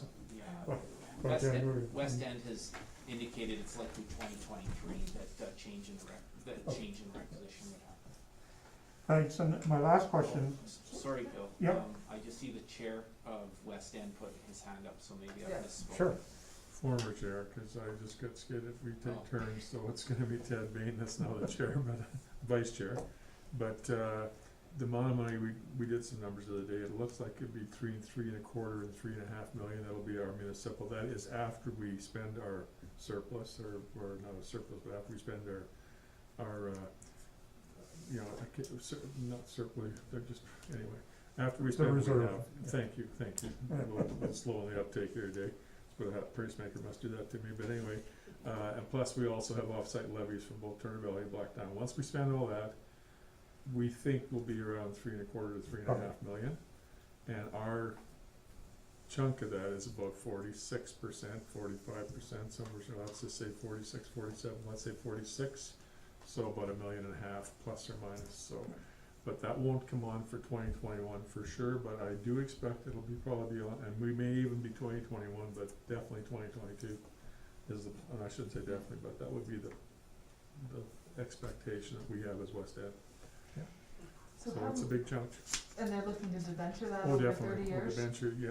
So what would that be about a year? 1.5 million, do you know that offhand? Cause that's similar numbers to the Sunset. Yeah. I ran the math, it wasn't, Yeah, I mean, it's not a giant number it's something that's per scary household, but because it's not, it's a scary, it's a 30-year project, It's a so 30-year financed project. over a 30-year project, it's less material, but it is incremental cost, It's right? because it's hanging over our heads to have that Yeah. numbers. So, through the Okay. chair, 1.5 million to debenture over 30 years would be 34,000, so 68,000 a year, How much? 68,000, 58,000 a year. 68. 68. 68, That's assuming, like, right now, the interest rate on a 30-year is 2.252%. I think that's the number she was talking So about. 1.5 million over 30 years is 68,000 per year. Yeah, Okay. so if you So you take divide that, that by household. if you take that down a little bit, basing it on $1 million, $70-ish a year per household. But I'm just guessing 1.5, we're not anywhere close to having a hard number, but it's an Yeah. indication anyway, roughly, and that will come on stream probably for 2022. 10 to 12 bucks. So that will be a kind of a $10 per billing cycle to, Yeah. in a couple of pretty- years from now. Okay. That's good to get that perspective, thank you. And you had a last item? Yeah, just, sorry, the project manager that we, I think, hired last year is in the 2020 numbers. Is that, all of that person's salary being charged to the capital projects? So it's in these operating, a portion of it is staying in operating, just because the Okay. contribution that he makes on the operating side, and then a portion of his salary is going to projects. okay. And then, just because it was raised, Madam Chair, if I may add, according to these calculations, sorry it's cut off, but these are the scenario 1, 2, and 3 for Sunset. Yep. So I think I'm understanding from what you said that the debenture costs in here are for 6 months. Because you doubled the number when you. Their annual costs. So you said the annual cost for 1.5 million was 68,000, 34,000 is what's in here, so. Okay. And I ran a, this is my, When we go through the presentation, we can. Yeah, we'll go through that when we go through the capital budget a little Okay. bit better, Yep. yeah, for sure. Yep. Thank you. So I think that's it, other than just the general observation, and it really harkens back to Cindy, your comment about what people really care about are, being able to drive on the roads, Yeah. 12 months a year, and having water and sewer service, and that's really what's the priority for them. When you take this operating budget summary and break it down by things that people can touch and feel on a daily basis, and when they go about the town, about half of it's roads, parks and rec, fire and disaster services, library, and I put special events in there, and the other half of it's mostly what happens here. And that's a problem for people, I think, conceptually, so just an observation that, and I will mention it here because, Todd, you made reference to, we've reduced the workforce by 3 people. The 2021 budget has 28.3 people, and the 2020 budget has 26.8 people. So I think it would be, so my only suggestion is that to page 71, we add the numbers of FTEs for 2019 and 2020, just so that council can see what the progression of those numbers is.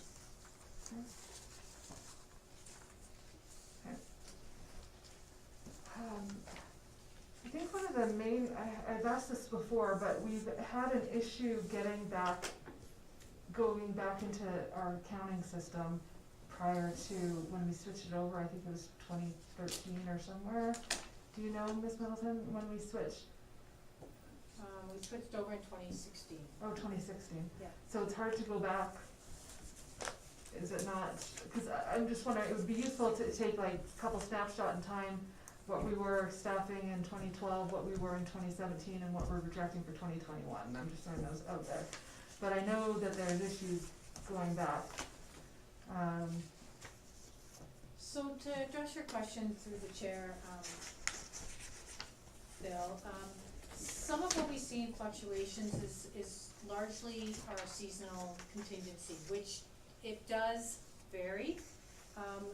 Part of and the one positive on the seasonal is we do get some funding on the seasonal employment, so some of those changes do reflect the seasonal side of our businesses, so that's, and we don't have, with respect especially to the swimming pool, there's many instances where we're mandated on how that staffing contingency looks. We are required through the Canadian Life Saving to follow certain specific guidelines around how we staff that. So overall, we look at the FTEs and we try to look at a couple of variables, and it's, you know, there's the hours that the employees work, determining how much, whether they're full-time equivalent. So we try to take, you know, the 1950 and the 2080 as our full-time equivalent as we do the calculation. And then of course we have the seasonal component of our business that can have the seasonal fluctuations can impact our overall FTE contingency.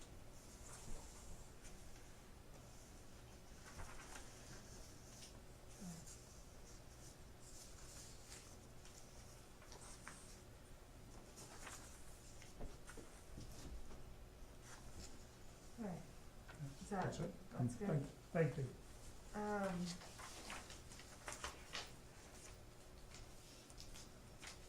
I guess just go counselor by committee member by committee member, I guess, maybe that's easiest, get your questions out of the way. Wilkie, did you, Counselor Wilkie?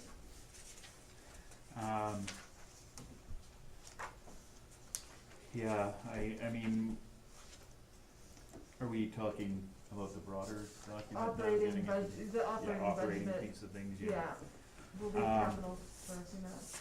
Yeah, so, specifically on the operating side of things, honestly, the biggest thing for me is getting a better handle around staffing levels, whether we think it's, the level that we have is reasonable or not, and so, really, I mean, I appreciate all the work that you guys have put in front of us here, but when I start thinking about,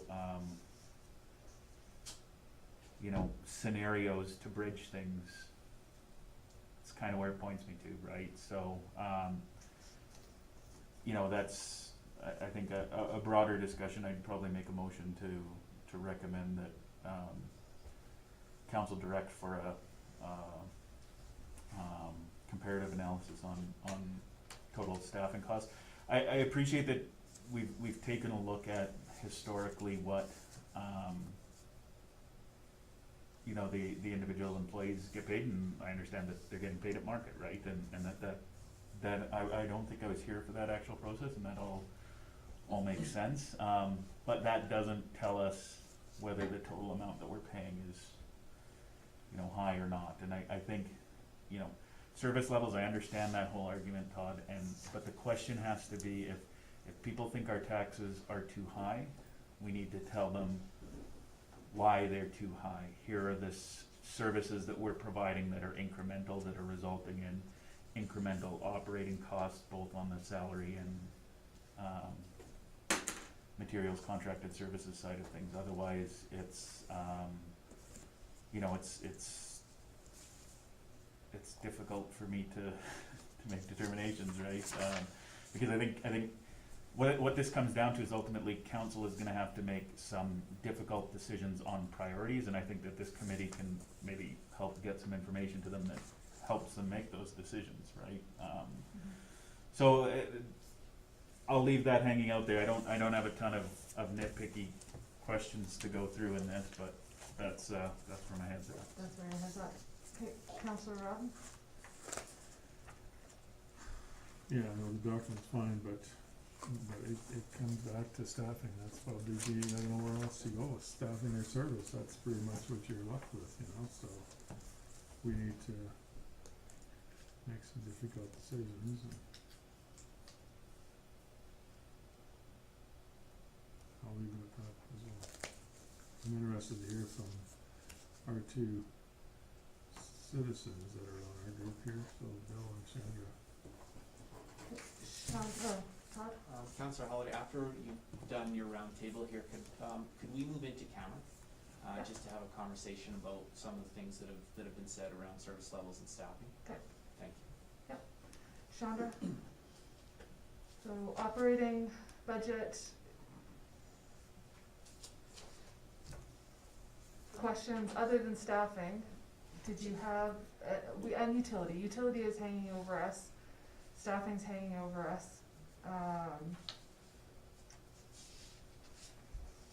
So the only thing, just for clarification, for you, the solid waste services, so there's solid waste services on page 44, and then there is solid waste services on 47.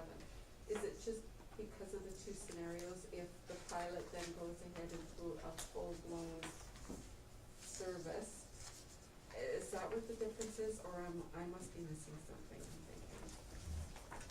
So just to answer your question, so the solid waste consolidated, Yeah. that represents both businesses, our recycle and our garbage together.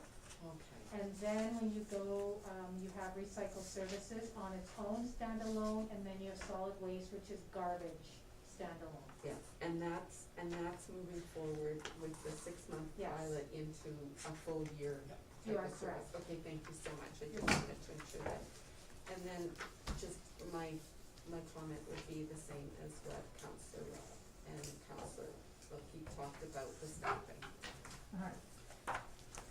Yep, the only thing I had was, we did the community initiative with the garbage, I think it cost about 15,000 in May, having community bins. I don't know if I saw that in there, or is it?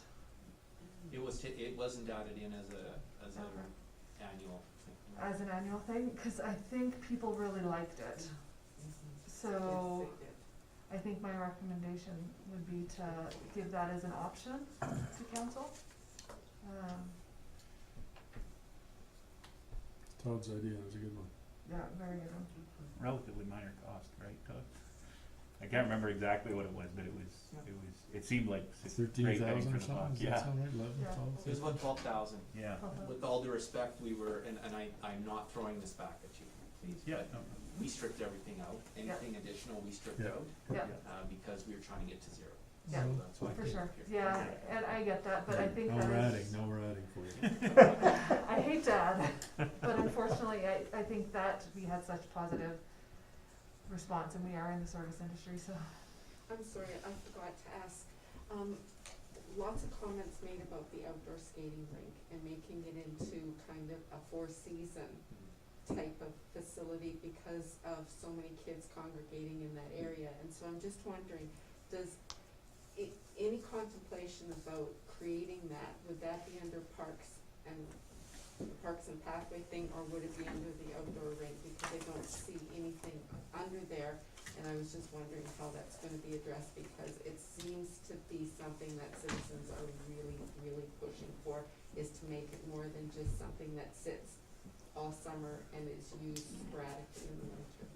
So you won't, Yeah. sorry if I could, just before Council Wilkie answers, so you won't find any one-offs that have been added in here unless council collectively has asked for that, okay? Okay. Now, having said that, I think Deputy Engineer Wilkie's got some added color around this. Yeah, it was mentioned and taken to Parks Pathways Recreation.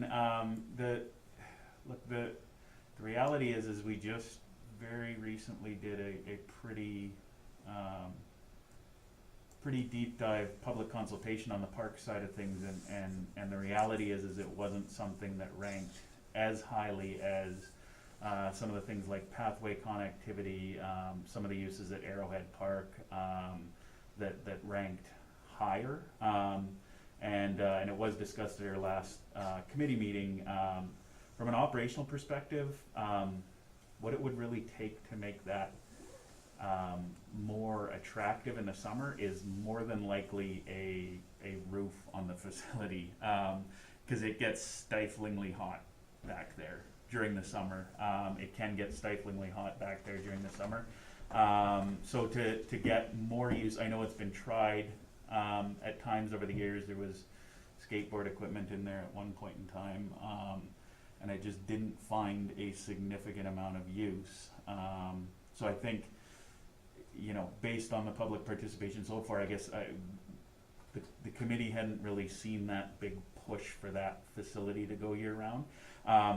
I think there's some other options for great facilities that could be used in that way. The schools jump to mind in my head, absolutely on that front.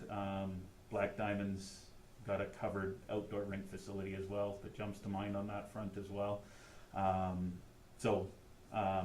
It has been moved and discussed, but it's there's a lot of priorities parks wise, and it's kind of gone through the trap. I think the one thing though that I would like to provide some clarity on, the Parks and Pathway consultation was done before COVID, correct? Correct, yeah. That's right, and so the thing is that based on the COVID and the fact that so many people now found themselves migrating into the country, and that whole section of town over this past summer was filled with children waiting to get into the pool because a time wasn't up, and so we had children there, we had children, the ice cream, we had parents standing there saying, Longview's got this beautiful, ramp for bikes and stuff. It would be so easy for that to happen. Or what about the hockey nets that we see up here? Why wouldn't we just put them in? At least the kids could play shinny in there, right? Or the older kids seem to be at the school utilizing the basketball nets there. What if we actually put basketball nets in this rink facility so the younger kids at least then had somewhere to go? So what I'm saying is that Parks and Rec definitely, Parks and Pathways, definitely had their consultation. It was before COVID. It was before a lot of changes occurred within this community. And in all respect, a lot of probably the feedback into Parks and Pathway were along, people walking the paths or biking the paths, but not taking into account the children within the community and where they were probably migrating and what they would like to see, especially in that corridor between the library, the ice cream, the swimming pool, and the spray park. And I'm happy to have that discussion. The reality is it needs to be part of a reviewed consultative process, because we did go out broadly for participation, and we received feedback, and I recognize that COVID may have changed some things, but a lot of what came out of there I don't know would have changed all that much. To be honest with you, Pathways, Arrowhead Park would all be things that would be exceptionally attractive in a post-COVID world as well. So happy to take it to the Parks Committee, but I think it would need to be run through a process, only because we've got a very long list of things that we would love to do on the Parks and Recreation side of things. But this is minimal cost, Jamie, is what I'm saying. This is such a minimal cost, and so many parents that were in that corridor during that time were making the comment, at a minimal cost, the town could make this a four-season facility with very little effort and very little money. And so I'm pointing it out that this is what I'm hearing, because I'm out there just like you are. I appreciate that. And so the thing is that to dismiss it, that you've got a rink that sits there basically unused for 6 to 8 months of the year, just seems another one of those kind of irresponsible spending things that citizens in this town are seeing. And for a minimal amount, you could probably make it into something a little bit more usable during the summer months, is what I'm saying. Okay. So I appreciate the fact that you've gone out and done the consultation, but sometimes, just recognizing and seeing where the traffic areas are in this town, you could maybe look at spending minimal amount to be able to satisfy some of the needs. Yeah, and I'm happy to take it to Parks and Pathways to put it through a consultative process, yeah. Thank you. Okay, that's, I think, good. Yeah, COVID really around that swim pool, that dynamic just completely changed this year, so that's interesting. Comments? Anything else on the operating side before we go and close? Yes, just through the chair, Corinne, you've reflected the reduction in interest income from 150,000 to 90,000, and that's the 2 million you had to reinvest at 0.7% versus whatever it was at. Are there any significant maturities coming up in 2021 or 2022 that we might face a similar fate with? So just to answer your question through the chair, we have a GIC that came due today. So both of our GICs, the majority of our funds, we just have them in for a year. And so what we do is one that we have locked in for a year, but we have a 180-day capability that if we needed that money, we can execute and take it out. And then the other one we leave in for a year. So I'm trying to determine at the end of the day whether I take a portion of the one that we have that's coming due today and put it in longer term, but I'm reluctant because the rates just aren't there. Like I think the rate has actually gone up a bit. I think I can squeak out a 0.85. But overall, we have 2 GICs and they're short term. We haven't invested anything longer than 1 year. We just try and stagger the 2 GICs that we have. So having said that, I think going forward we'll try and establish maybe a bit more of a step pattern that we allocate smaller portions, but the reality is once you portion them down, the rate gets even worse. So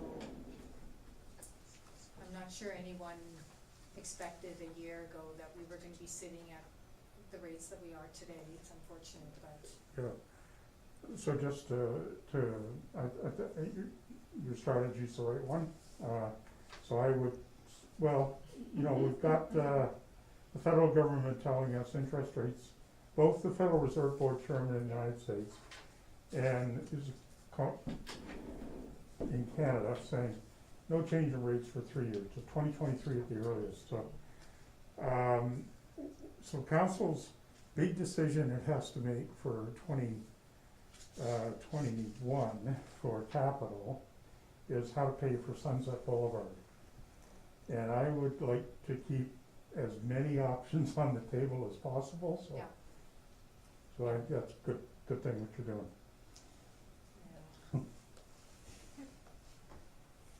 Thank you. One last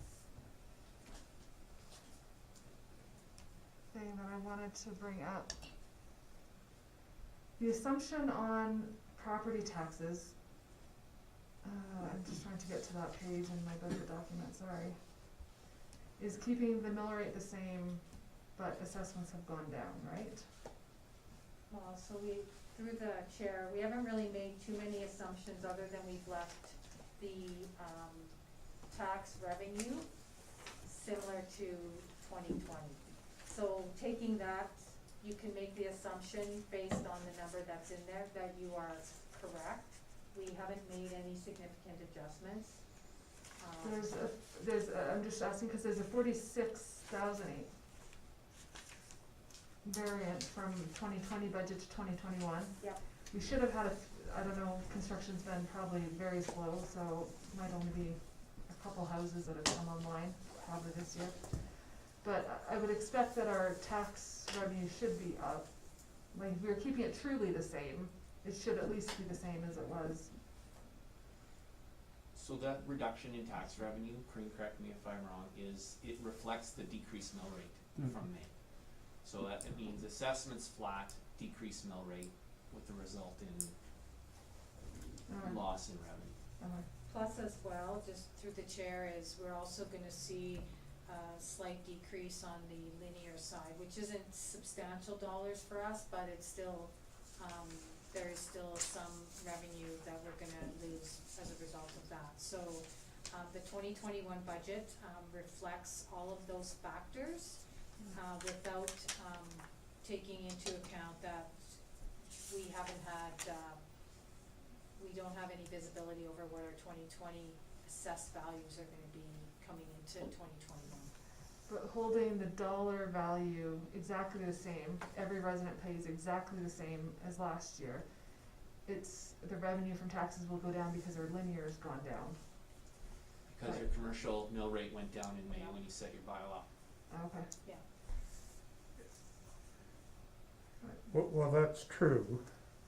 There is the optical challenge of the mill rate going up. Well, yeah, and that's generally what we do is if the assessments go down, we increase the mill rate so that everyone's still paying the same dollar. If I have $4,000 tax bill, I have a $4,000 tax bill next year. obviously it changes throughout the community as people's places get valued differently, but, I'm just wondering because there is 46,000, so is that, how much did linear go down, do you know offhand, or? Just not much, it's not significant. It's not the but 46? The budget 2021 amounts in there really reflect what our 2020 actuals ended up looking like. The 2020, I'm just wondering if there's room in there to decrease our deficit or not. I think, Do you get what I'm saying? it's safe to say that assessed values, if they're gonna move in any direction, they're not going Going up. down. Alright, but if we increase our mill rate so that it is the same, everybody pays exactly the same, is there a way to decrease the deficit that way or not? You're saying there's not, okay, because of other, okay. I don't know if I made myself clear enough, but hopefully you got what I said. Councillor Wilkie? The question I have comes back to this whole, police costing issue and the incremental costs that we're getting saddled with. I guess I'd characterize it as, involuntarily, involuntarily, I think is the word I'm looking for. I do always like to point that out, and look, I know at the end of the day, it's the taxpayer has to pay it, but in my mind, there's a distinction between, you know, investments that we might have made as a municipality meeting our strategic plans versus other ones that we're sort of being required to make. As I look at, you know, bridging that gap, that's always in the back of my mind. So I know there's 55,000 police costing costs, provincially. There was other additional downloaded costs too, right? The new ticketing platform and, yeah. Is there anything else that I'm thinking of that that's sort of being pushed down to us as opposed to, coming up from While our level? Corinne's looking, I can tell you, we had increased WCB costs this year. Significant increased WCB costs and CPP costs. Is that so is WCB is related to, specific company risk, is it? Was there incidents that are pushing that up, or is that just? That's where I pull back and I'll look to Corinne. So to answer your question through the chair, some of it is we had a claim, so that impacts our WCB, but that, for the most part, it's just basically a product of what your, payroll numbers are, so, and it has gone up a little bit, for sure. Yeah. CPP is one that is going up tremendously, and every year, they're bumping it up a lot. So, you know, we absorb that cost as well. So, plus, you know, the other things that we're absorbing from a government perspective is every time there's an increase in carbon emissions, those costs get pushed down to our utilities. For example, the other thing on the utility side is when the government decided to make some of the larger companies whole with respect to the coal and allow them to transition over to cogen and natural gas. Those costs of those contracts and that service also is being downloaded to consumers on the utility side as well. So there's lots of hidden areas in which the government, both federally and provincially, have downloaded costs down to the municipalities. So Yeah. we continue, and in most instances, those aren't the rate of inflation, unfortunately. So those are things that we continue to try and manage from a cost perspective, even though we don't have any control over them.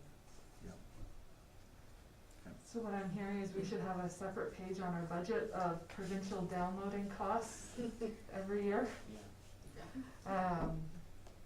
Although I do think it would be helpful maybe for council to see, because WCB and CPP amounts are kind of spread out amongst a bunch of budgets.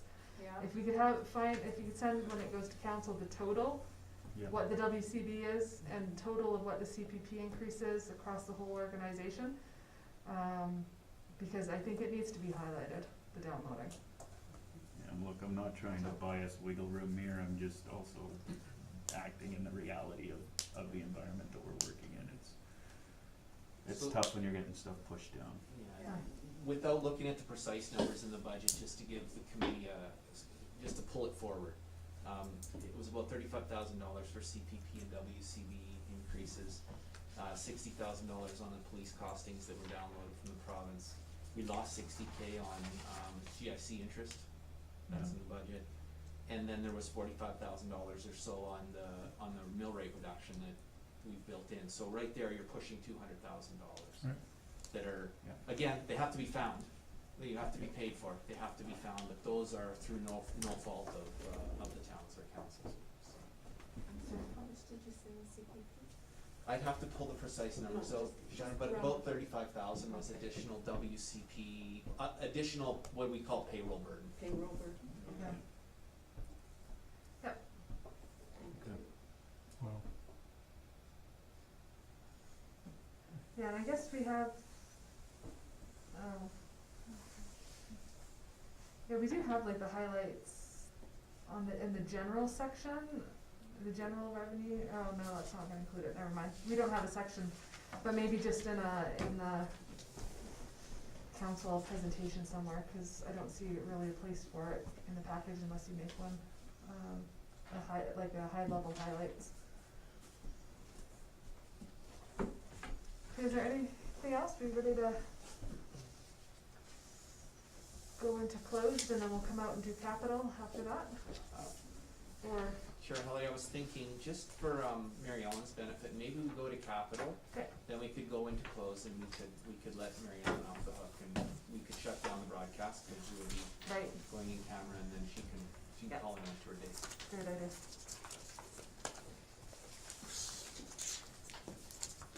So,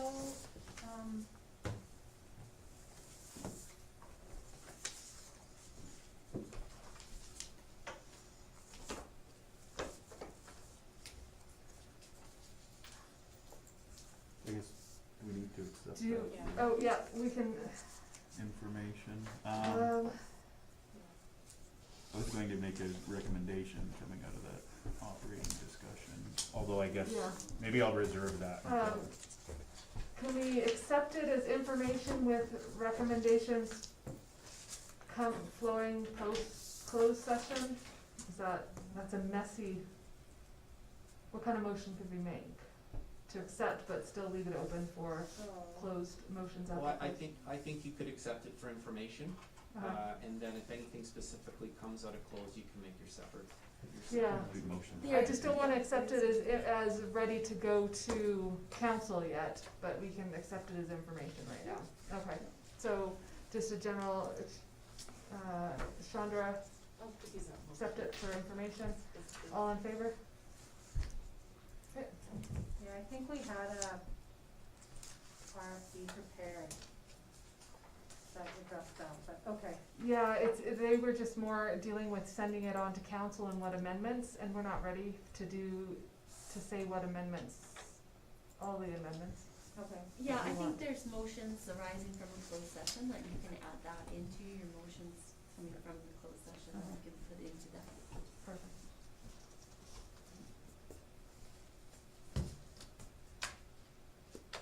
Okay. So did you want to go through a presentation here first, or just jump into questions? How did you see this going? We can do, through the chair, we can do whatever you like. I mean, so I've provided a couple of sets of documents. The one set of documents has the TCA information on the potential projects, for 2021 and 2022. So I can field some questions with respect to that, and then we can talk about the scenarios with respect to sunset. Okay. However you would like to proceed is fine with me. I have presentation and I can cut to the chase and we can get to the details, or we can field questions.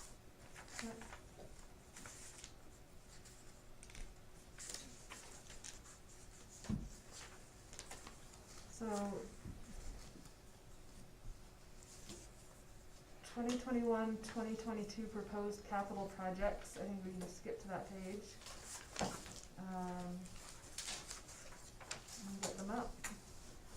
You all know about Sunset, the sewer, storm, and water line, those obviously need our continuations.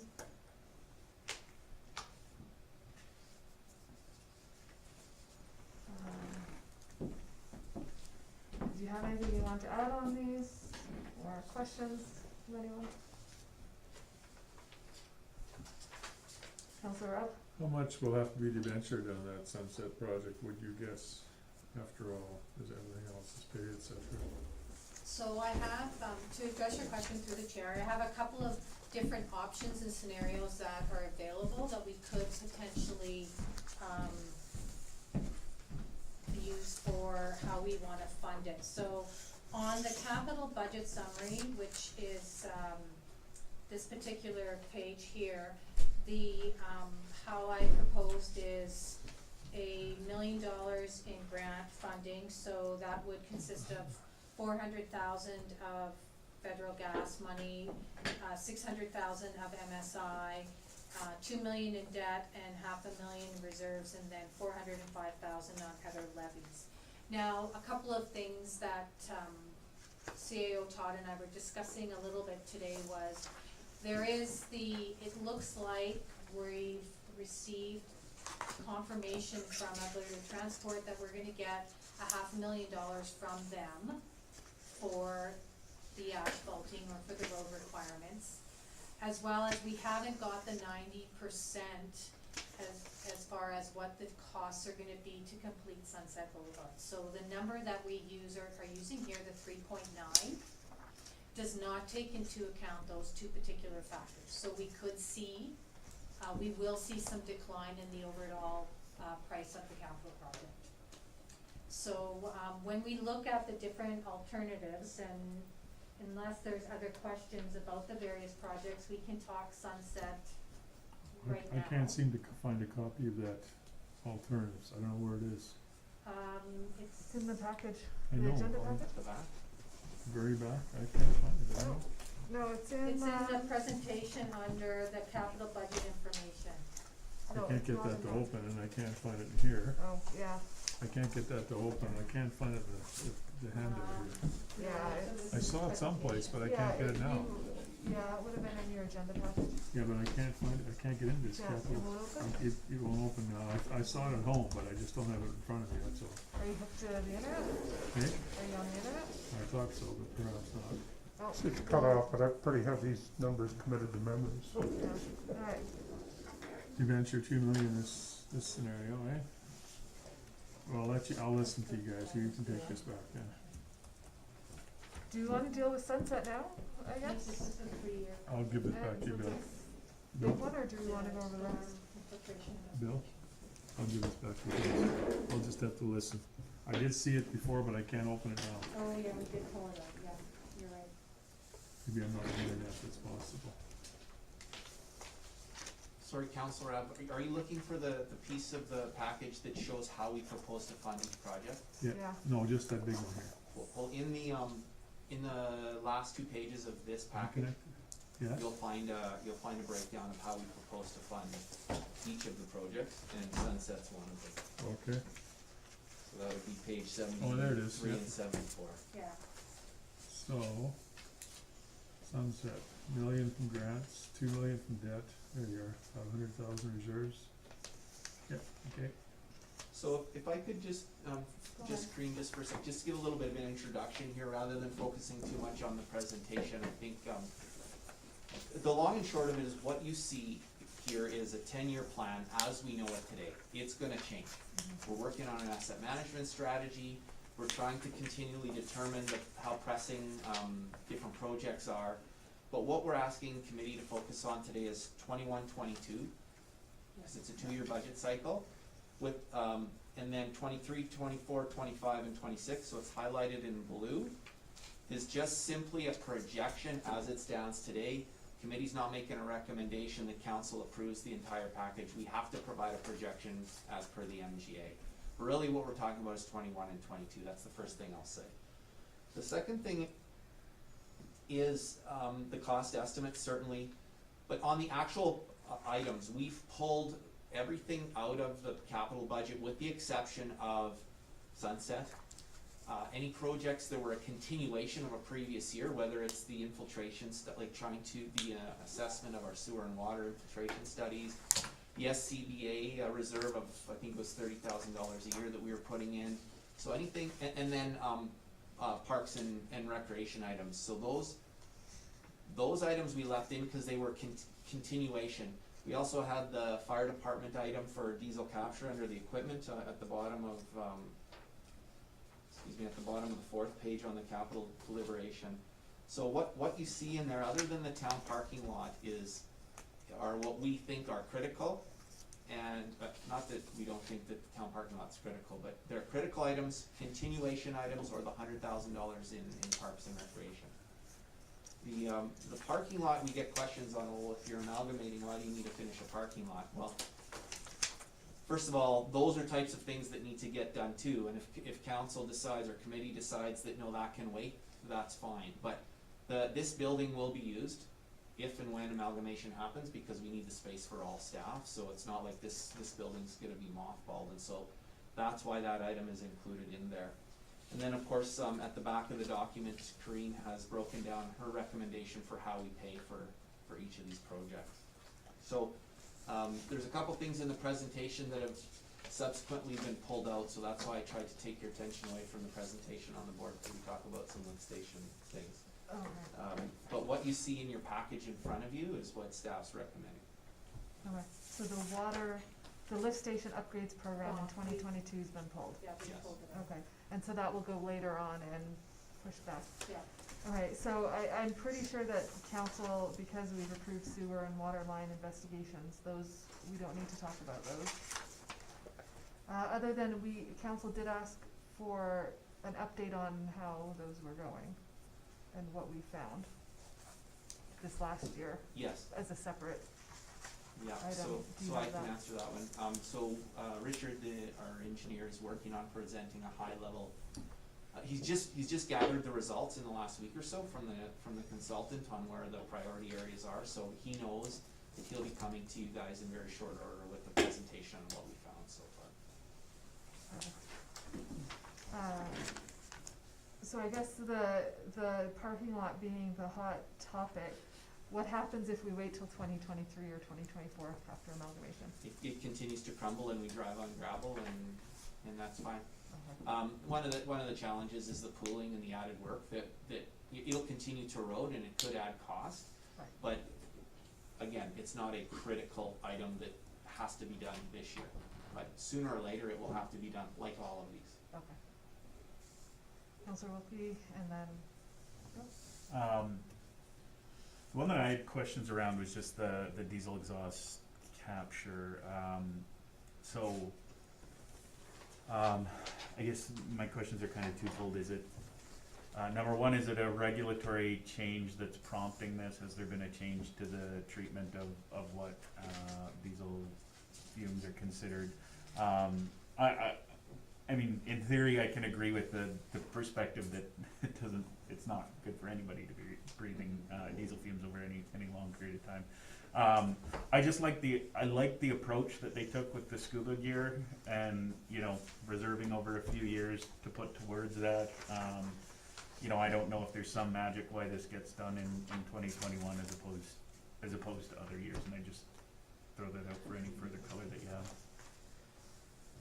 So to address your question through the chair, I mean, I'm not an expert on this. I certainly rely on the deputy fire chief for sure in obtaining information on the essence of why this is important, and certainly it's not a regulatory requirement, but it is a safety requirement, and it has been proven that there's cancer-causing contaminants by having those units running for long periods of time, whether they're on-site or off-site at a call. So I think this is about safety, certainly for our volunteer firefighters and our members that are going out to this is certainly just is a safety component.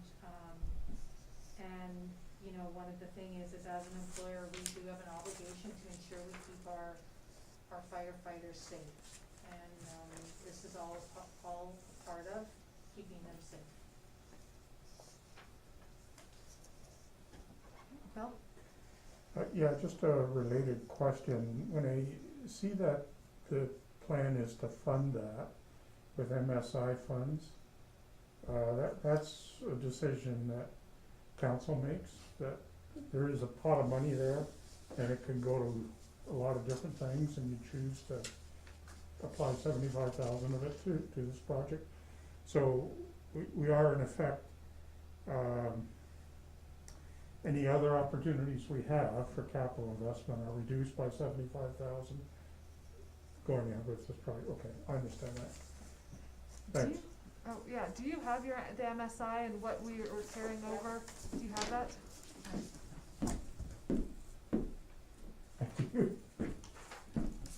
So we essentially have MSI and BMTG are together, and then federal gas tax is separate. Keeping in mind that federal gas tax does not advance you money. What's BMTG? Basic Municipal Gas Tax Fund, it's together with MSI now. Okay. So essentially, we keep them in this, they're basically in the same pot of money. So federal gas tax, it's gone? No, it's still there, but how federal gas tax works is, you submit a project. With MSI, we simply will get our allotment. You submit your SFE, but you get your allotment every year.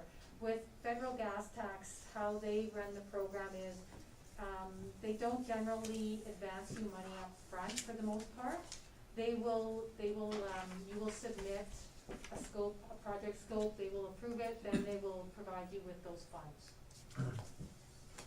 Their guidelines are somewhat different as well than MSI. MSI and Municipal Gas Tax Fund, they follow different guidelines than the federal gas tax. The federal gas tax is essentially funded by the federal government.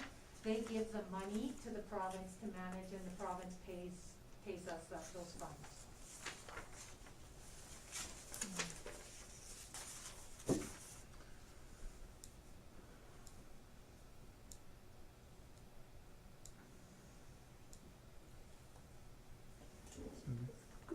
Yeah, Councilor Rob. I really would like the science on this diesel exhaust. That seems like a lot. Like, I think of all the, and I don't mean we should have it to, you know, I understand we have an obligation to our employees and we don't wanna, you know, carcinogens are not really pleasant, but they're part of our society, I guess, but at the end of the day, I'm not sure we should go to the lowest common denominator. I'm not suggesting that at all, but I don't know anything about the science of that. I did a little research on it, I can't find very much. Like, I'm just thinking of all the heavy duty mechanic shops and all the garages and all the truckers and stuff like that. I mean, have they all got these diesel exhaust systems on all those? That'd be my question. I don't know. I'd like more information, I guess, before I would think I would like to support that. Even if the funds are there. You know, I just think it's something that, like I say, when I think about all the industrial places where diesel fuel is an existence. I grew up in a tractor, and as a kid at a farm, we had diesel exhaust all the time. So that was just the way of life, and I'm not saying we want to have the lowest common denominator, I'm just saying that I need to see some science in this to say, yeah, you can convince me, cause I'm not convinced as of yet, I'm sorry. Chandra? I just have a couple questions. The TCA and MOE form for the SCB speaker equipment, it says the funding estimate is $150,000 on the Yes. sheet itself. Is that because it was over a number of years? Yes. Okay, thank you. I figured that because of what Councilor Wilkie has said. And then my other question is on the Alfonso Road turnaround. Is the reason for having to spend the money for that is because it's considered a dead end now, and because of the gate that they're proposing to put up, and so you need to widen it in order to be able to buy kind of like a cul-de-sac turnaround? So this is a late emerging item that So I can't speak to all of the planning aspects of this, Michelle would be much better, but the short version of the story is the landowner, Youth with a Mission, Yeah. has put their hand up and said, hey, your road right away passes across our property. Okay. And so we've been working with that group to find a suitable solution, and the suitable solution is the turnaround bulb before you go through the gate and Yeah, and down. That is the legal and right solution to come up with in that case, and we estimate that cost is, I think it's $60,000 Yeah. or something like that. 80,000. Yeah. Okay. So Youth with a Mission, that group has been, not to single them out, but they have been really good to work with. Mhm. They called, they put their hand up and said, hey, so, can you look at, and sure enough, as we peel back the layers of the onion, much like many parts of every municipality that were developed in the old days, we're finding these sorts of loose ends, and so this is one of those loose ends. Okay. And then signage goes up that says non-access Yep. road or whatever. Okay, thank you.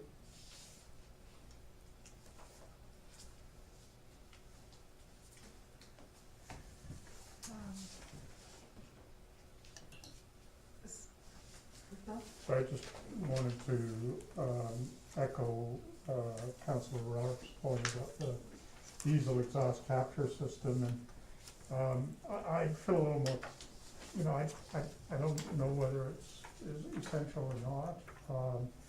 I'd be curious to know where Black Diamond is, so have they done this or not? And I feel more comfortable if this got punted down the road to 2023. So when we look at merging the two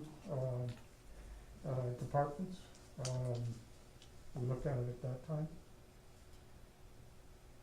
Just a question of clarity, Councillor Holly, to Mr. Rowe, so the idea of looking at it at that time, is that based on an assumption that we'd be merging fire halls and have one location, or? But not necessarily. I don't know what the outcome will be, but I'm concerned about us undertaking any capital projects that could be deferred and looked at as part of the amalgamated towns. And my preference would be to defer those projects and look at them on an amalgamated basis, and then do a re-ranking of all of the projects, bring up both towns together. Okay, thank you. Yeah, I think I can understand, because if we provide a certain level at our fire hall, once we amalgamate, we'll obviously want to come up to the same standard. So we're technically making a big decision on any projects that we do going We're forward. paying ours and then half of theirs. Yeah, Yeah. so, and looking at, in the budget document, at our equipment capital plan for 10 years, fire makes up such a big amount of our equipment over 10 years. So I really think the asset management piece of fire, for the fire hall, like we've done with this SCBA equipment, if that's the right acronym, to know, to be setting up and prioritizing. I'm assuming they prioritized it for the 10-year capital, and I'm assuming this was sent out to them. So, to address your question, the difference with fire is there are regulations that we, as a town, are required to follow. So, when, the deputy fire chief compiles her list of potential projects, a lot of the basis is that there's requirements under the regulatory body that they have to adhere to. So whether they run a fire truck or any kind of fire equipment for a certain amount of years, there are regulatory requirements that they have to follow, and their budget would align with those requirements.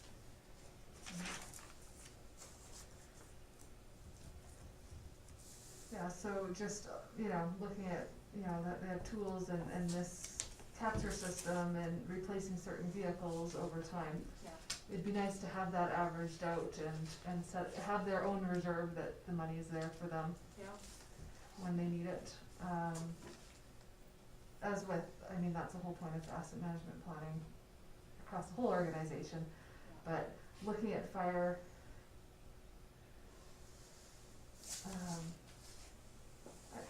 they have a lot of equipment that's super important to have.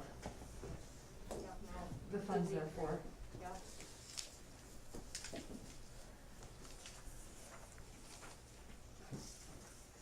So, and I guess we need to hear from them, how important is this diesel? Is this a nice to have? Does Black Diamond have it? I think those are the questions that we would want answered for council when they look at it. Any, Councilor Wilkie?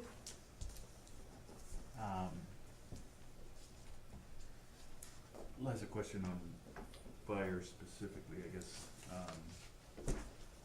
When I look at this, MSI funding that you just passed around, Corinne, I'm just trying to understand, when we look at funding in 2025, we're looking at using $1 million worth of MSI. From what I see, there's kind of $2 million available, right, under the various programs. Yeah. Would we not look at allocating all of that, I guess, against Sunset? Are we I guess what it comes down to is, are we retaining a portion of MSI at the end of 2021, sorry, post-Sunset, that we're not using up here? So to address your question through the chair, we can use all of our funding, as we should be. Yeah. We should be using our funding. That's why we get it. If the government, what we've been told by our various contacts in the government is use it. Use it, that's why we've given it to you, you should be using it. So the expectation is that unless there's something, for example, we have Sunset, which is a significant large project, unless you have something that down the road you're saving all of that MSI money for, the expectation is we want to use it. Use the funding that we get before we have to finance. Phil? Yeah, thanks to the chair. I absolutely agree, and that's exactly what MNP told us when they presented the financial statements, is use it or lose it. There's a risk. So absolutely, and I'm gonna go completely radical on this funding for Sunset Boulevard in a minute, but I'll wait till we get there. Okay, I did wanna talk about parks, cause this came up in a parks committee. We withdrew $100,000 from this year's capital, the 2020 capital budget when COVID hit, that we were concerned about where, the sky was falling. So the question is, yes, we've got the 100,000 coming again this next year, but is there going to be a retroactive amount taken from reserves that we had intended to spend this year and then chose to pause? Would we like to give them 200 or not?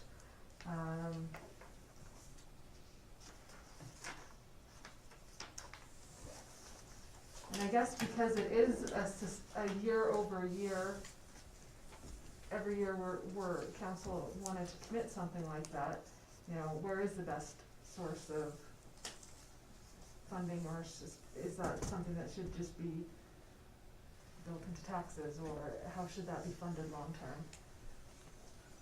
Reserves isn't a sustainable long-term approach. Reserves is not a sustainable long-term approach. Should that be built into the budget, right? We used to we had just a general amortization expense in the budget.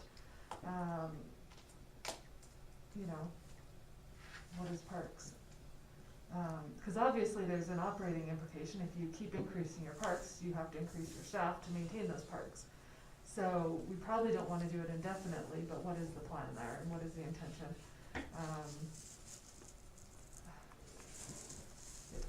What's their expectation? I'm curious, what's the expectation from Parks and Pathways? Like when they've done their consultation and then they've prepared their budgets, like what are they expecting? Well, I think they're just hoping to get something because they keep getting pushed off. We keep saying, yes, we wanna do something, And then we get cold feet or something else comes up and they never get, they never get anywhere. And that's been year after year.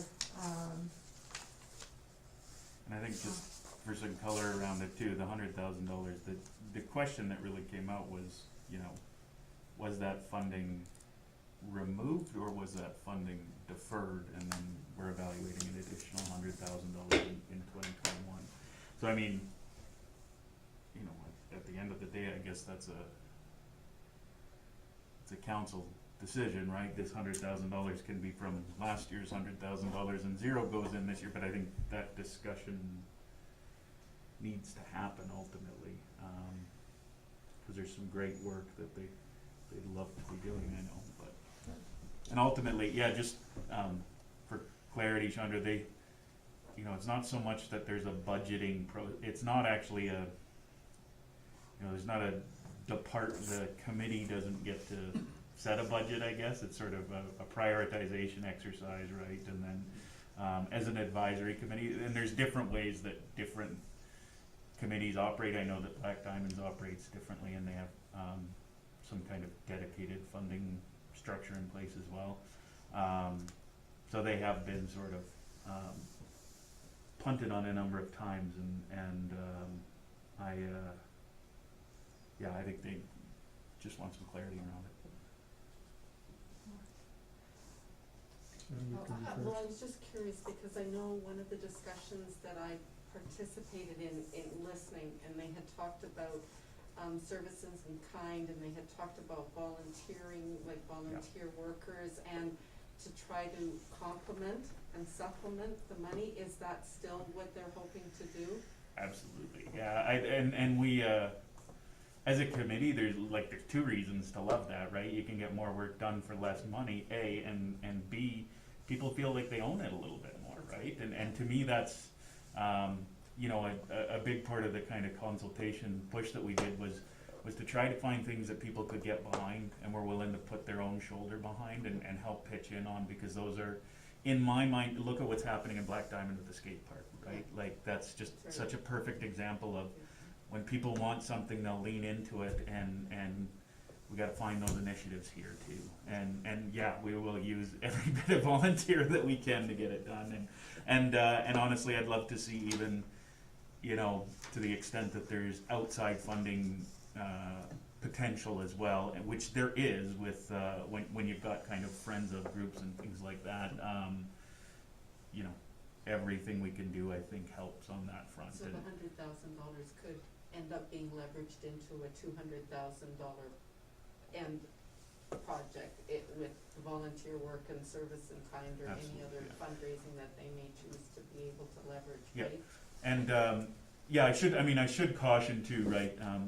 Craig is always, and I'm sure Todd's sweating when you hear volunteers working around heavy equipment, don't know, but there's always a safety aspect to where you can limit things, but there's a ton of work that I think, you know, you think about just going in and, like, Arrowhead is kind of bare land now, there's a bunch of junk laying around, like, people can go in and help clean that area up, and it's just, yeah, that's the kind of stuff that I think everybody's just chomping at the bit to find something to do, roll up their sleeves and take ownership on something. So we will use every piece of that we can for sure. So, yeah. Great. Yeah, for the record, I voted against scrubbing the $100,000 capital, cause I didn't think that COVID was gonna cause us to withdraw and everything, but at the end of the day, council speaks, so that's fair enough. For me, I have no appetite to give them $100,000. That ship has sailed as far as I'm concerned, and, you know, I mean, yes, this is what happened, and I understand that you lost $100,000, but lots of other things that we wanna do this year didn't get done either just because of COVID, so I'm good with $100,000, but I personally wouldn't be in favor of going to $200,000.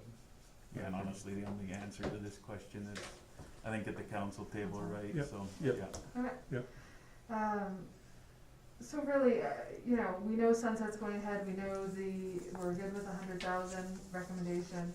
SCBA equipment, that's last year.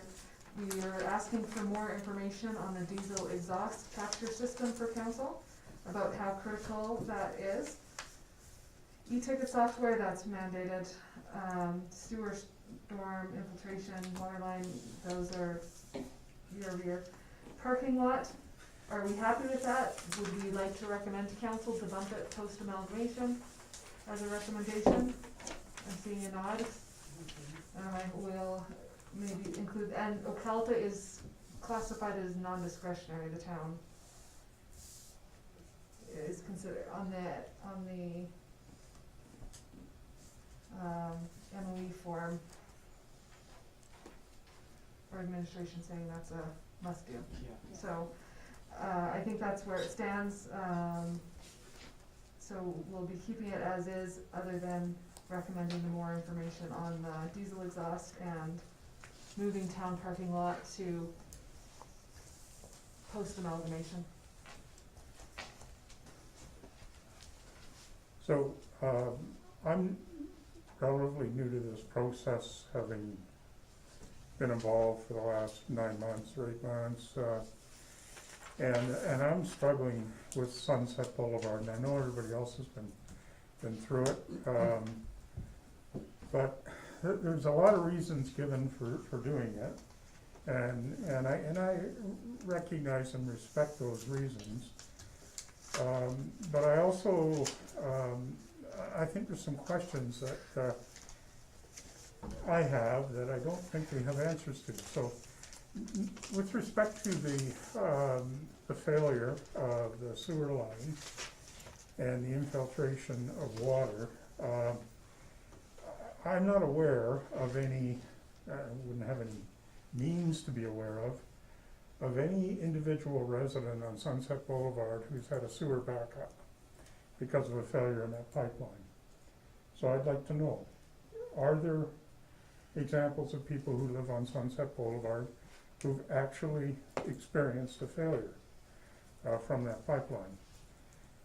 The second question I have is, and I can't remember what the numbers are, but the stuff that's going through West End there's I don't know, is it 30% more volume going through West End than is going through the water system? So somewhere there's stuff coming into the sewer, but that's coming in from, hundreds of kilometers of pipeline in Turner Valley and Black Diamond, and we really don't know where that's coming from.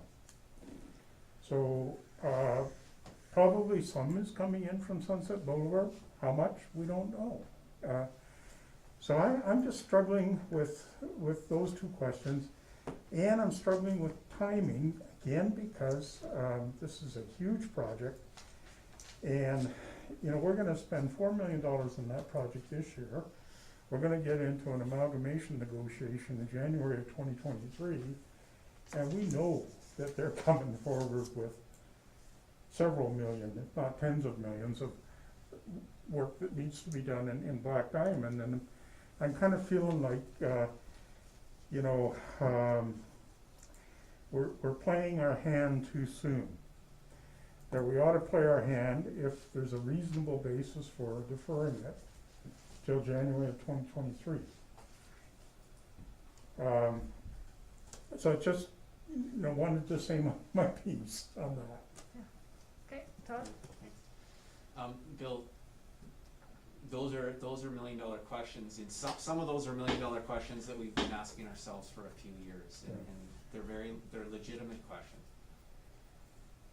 3 things: we've cameraed that line, we see the breaks in it. So we see the breaks, we see the blockages. We know that at multiple points along Sunset, it's at a critical point. There's a risk of failure. The second thing is that while we can never be 100% certain because the thing is below grade, sometimes you're using your best analysis on it, and if it doesn't happen this year, if it doesn't fail this year or next year, it might fail the year after. So whether it can last 1 year or 2 year or 3 year, I can't give you that degree of certainty, nor can the engineers. But we know one thing: it needs to be done. And if it fails and then we fix it, it's gonna cost a whole lot more. Not to mention the inconvenience to residents and that sort of a thing. So when you weigh all of those pieces, you get a certain degree of clarity, or a certainty that it has to happen now. And we've been pushing it off for a few years. Council saw the video of the line that we showed them this time last year, I guess it was. And there's no question that the work needs to be done. As far as the infiltration goes, based on what we've seen with the camera, there's very strong assumptions that's creating added volume into our sewer lines. But that is why we're doing the smoking and the other infiltration studies last year, this year, and next year, and the year after, so we can get a better handle on the criticality of it, and B, pinpoint the high priority parts of town, so we spend our money wisely as we start to look at that. I know it's a $4 million project, or just under $4 million, and the advice we're getting, the studies we're doing are the same type of processes and studies that they're doing in big municipalities to try to get a level of clarity on the criticality. So the advice I would give to council or committee is the same I gave last year. You could roll the dice and not do it, but it's not like you're saving 10 years. We're not changing this thing out 10 years early. Do you know what I mean? We're not moving a $4 million project up 10 years. We're talking about give or take now, or a year or two. But the bottom line is we'd much rather be proactive on it than, you know, be on the tail end of something happening and then we're on our back foot and it costs us a lot more money. I don't know if that appeases you, but it's just the best we can do.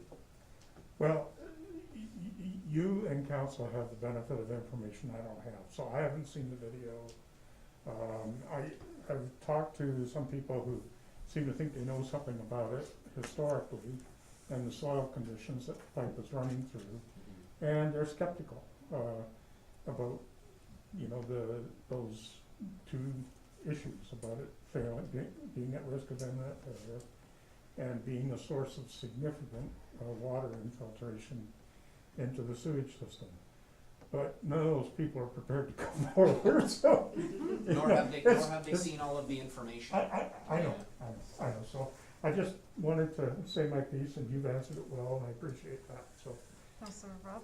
Bill, I'm with you. I totally hear you about spending that much money, and I've been, like, when we first got elected to council, it was within a month that we went to AUMA, and we heard at that time this line needs to be replaced. We've rolled the dice a couple of times, you know, but I saw that video, and when I saw that video, and I don't know much about sewer and water or whatever, but I did work in sewer and water in my university days, so I have a little familiarity, and there's gaps in the pipe, like the pipe is here and the pipe is there, and there's nothing in between. Like the pipe is shot. I mean, that's gonna fail. And yeah, I live up in Sunrise, and all my sewer goes right down Sunset, just or like everybody else. And Jamie is the same thing, and it's been running perfect. But someday we won't be able to say that. So I hate to bite the bullet, but you know the time has come. And you talk about amalgamation. If amalgamation goes through, we have lots of things to sort out. Like in terms of infrastructure, you have to compare infrastructures in both towns. You have to compare reserves in both towns. There are lots of things that are up in the air, okay? So that is part of the negotiation process, and that's why it might take till 2023 to get it done. And I'm with you. This is like town council, and municipal politics move very slowly compared to what I'm used to, and certainly compared to what Jamie's used to, or you for that. Well, your government, it's still quicker than municipal government, it appears to me. But at the end of the day, yes, if our infrastructure is in better shape than theirs, then we're going to get some kind of a break for the taxpayers, so to speak, and vice versa. You know, they could be better off than us. I know they got more reserves than we have, so there are differences, and that's all part of the negotiation process. So we're a long ways from having that finalized, but it needs to be done. I wish we could put it off, but I think the time has come. Thank you. But I hear you, totally hear you. Yeah, I'll add to that. I think both sides, councils, are committed to being fair. So if we have to separate infrastructure needs and costs, we're gonna do that. I don't see anybody voting in favor of amalgamation if one town has to support the other's infrastructure when they've already replaced their own. So I think that's gonna get taken care of. So I don't think there's a need to wait on that. Really, I've heard the rumors too that it's solid clay or something that doesn't infiltrate, so how could it be? So obviously when they do their report on it in engineering, I'm sure they're looking at that. We just dug up 700 feet of lines, put stop waters in, and it was pure gravel down 10 feet. So I don't know how the other side of the river is, but I'm sure they're looking at that. So, at the end of the day, if I can say asset management plan one more time, we have to replace sewer lines, and this is just the first one that needs to go. In another 5 years, there's gonna be another main street, or not main street, but main line that needs to be replaced, and just every few years, there's gonna be that. So the problem is that we haven't been funding our asset management plan through the years so that this would have been taken care of. So, but really, sewer lines need replacement, whether they last 60 years or 63 years. That's kind of the ballpark of this one. I think Todd's right that we're give or take a few years. Let's get it done, Councillor Wilkie. So my question around this, and I won't repeat what the other councillors have said. Yeah, I saw the video and again, I don't know the first thing about sewers, but I will, take the advice of the experts that we've asked to provide advice. It looks broken, and I understand the whole idea of it not failing. So I think I'm across that bridge. The one question I do have, and Corinne, this may be more of a finance-related question, I think. Are we able to use MSI, BMTG, Federal Gas on repayment of debentures? So because the place that I come to, right, is that could we, if we put this off for a couple of years, right, that's the alternative here, right, that gives us a couple of more years to save up for it, right? But my thinking is you do it in the opposite order and you take a couple of years, so you split your debt payment into two, right? You have a long-term portion of it, and then you have a portion that you're planning to repay over the next 2 years at, current 2 or 3 year rates are like 0.6%, right? So could we make those payments with BMTG over the next, or any of our grant funding over the next couple of years, i.e. we dedicate our grant funding over the next couple of years to that project? So that's a good question, because through the chair, I think there is some optionality, so I do know we get the small bit of MSI operating. Yeah.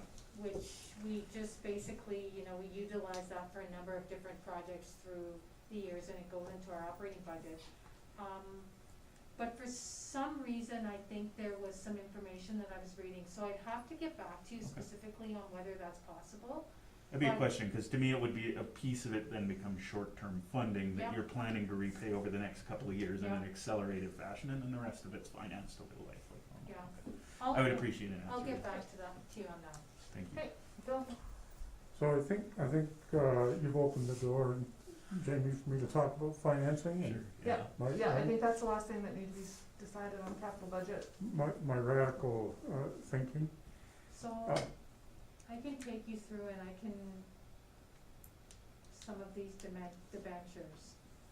And, you might in fact be correct in that the debenture payment is only reflecting one payment and not two payments. So, just, Corinne, I'm gonna offer a fourth alternative. Okay. And it's totally driven by where we are in our challenged budget process, and how we can create some additional funding in the next 2 years that's available for dealing with our challenge of the deficits that we're looking at. And that is that, because interest rates are so low, and because we have the opportunity to do the debt, our debt servicing ceiling is quite high. Yeah. So we don't have to make the debt decision in 2021 or 2022. We just pay cash for, so we get roughly $1 million from grants that you've reflected here, plus 500,000 from Alberta Transportation for paving. Yep. So we have to come up with $2.5 million. Why would we not use $2.5 million that we can only invest at 0.7% and add,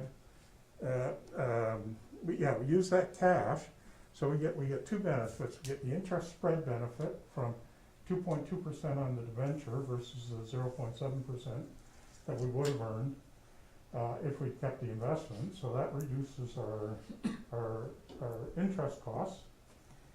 And lost my train of thought.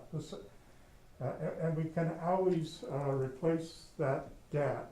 Oh, and the principal. So there's the principal that we have to come up with on a debenture. So you're looking at $90,000 to $100,000 in your, thereabouts to fund the debenture.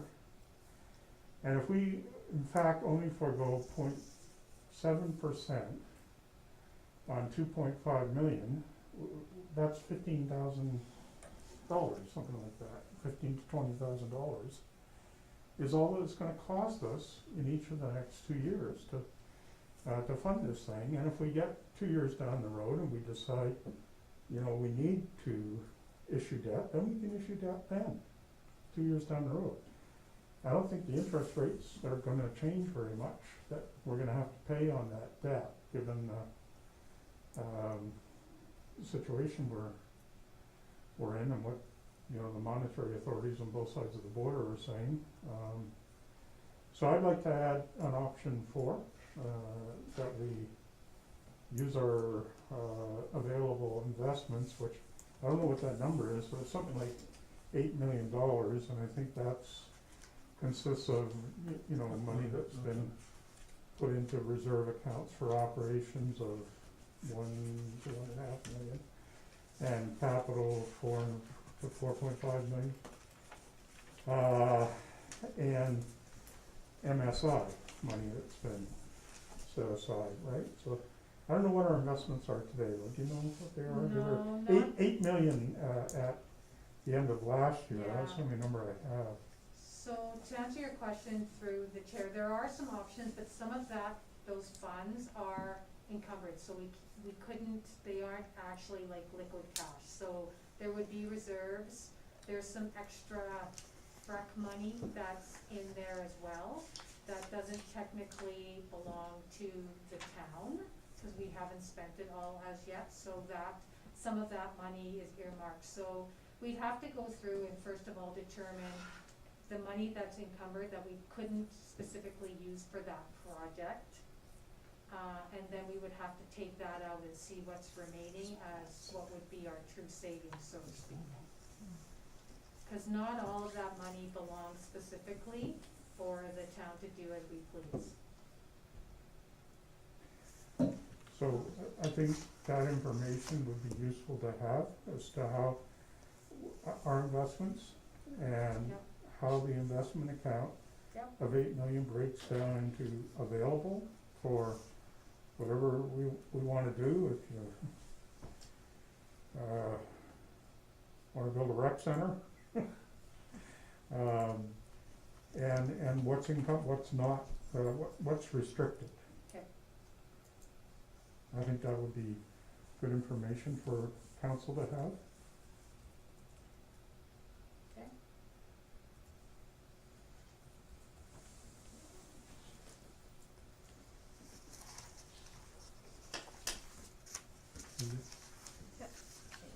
I just have a short follow-up question to Bill's commentary here.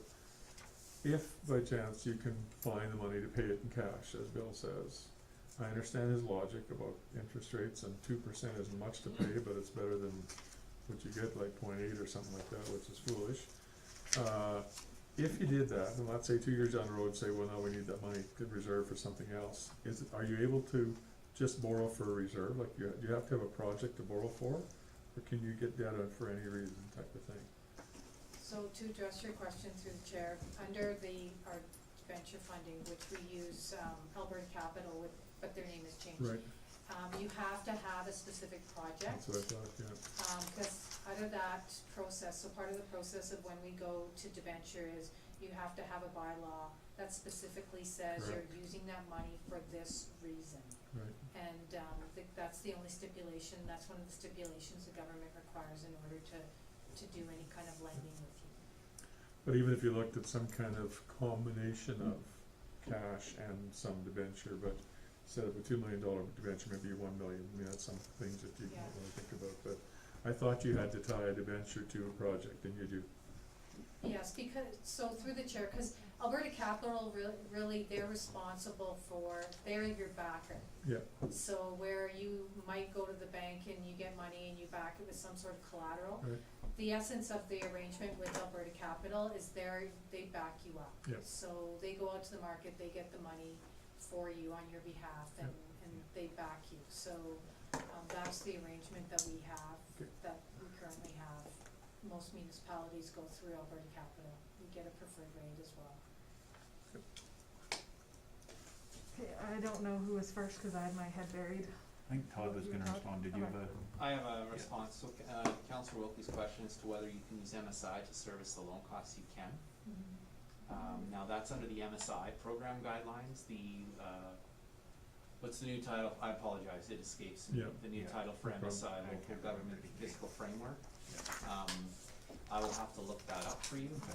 but under MSI, You could. which we're still receiving money for, we Yeah. have money in the bank from, you can use that to service the loan costs. There you go.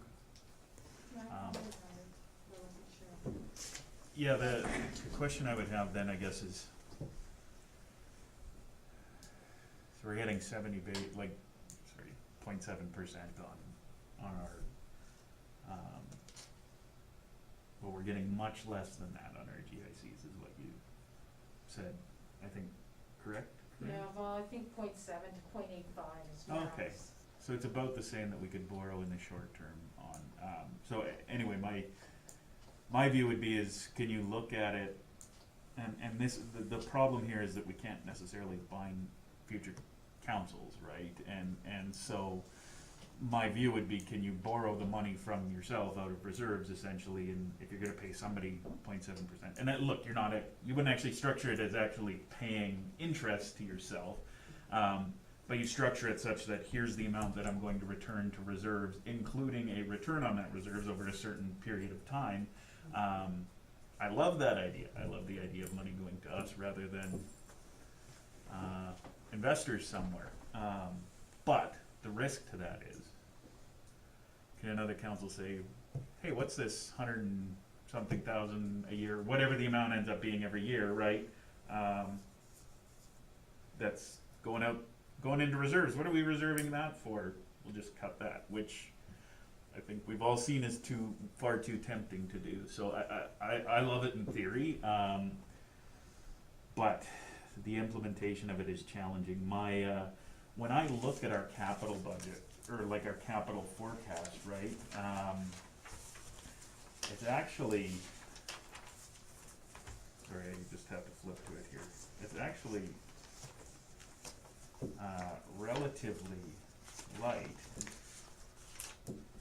over the next couple of years, right? Yeah. Well, so 2022 is relatively light. Relatively light, 500,000 still, okay, never mind, I take it back. I thought it was later than I remembered. That's why I think having an understanding of going forward, what we're projecting MSI and other things to be in the future, can we count on them, is the province not, and finding money to put away in reserves for those future projects.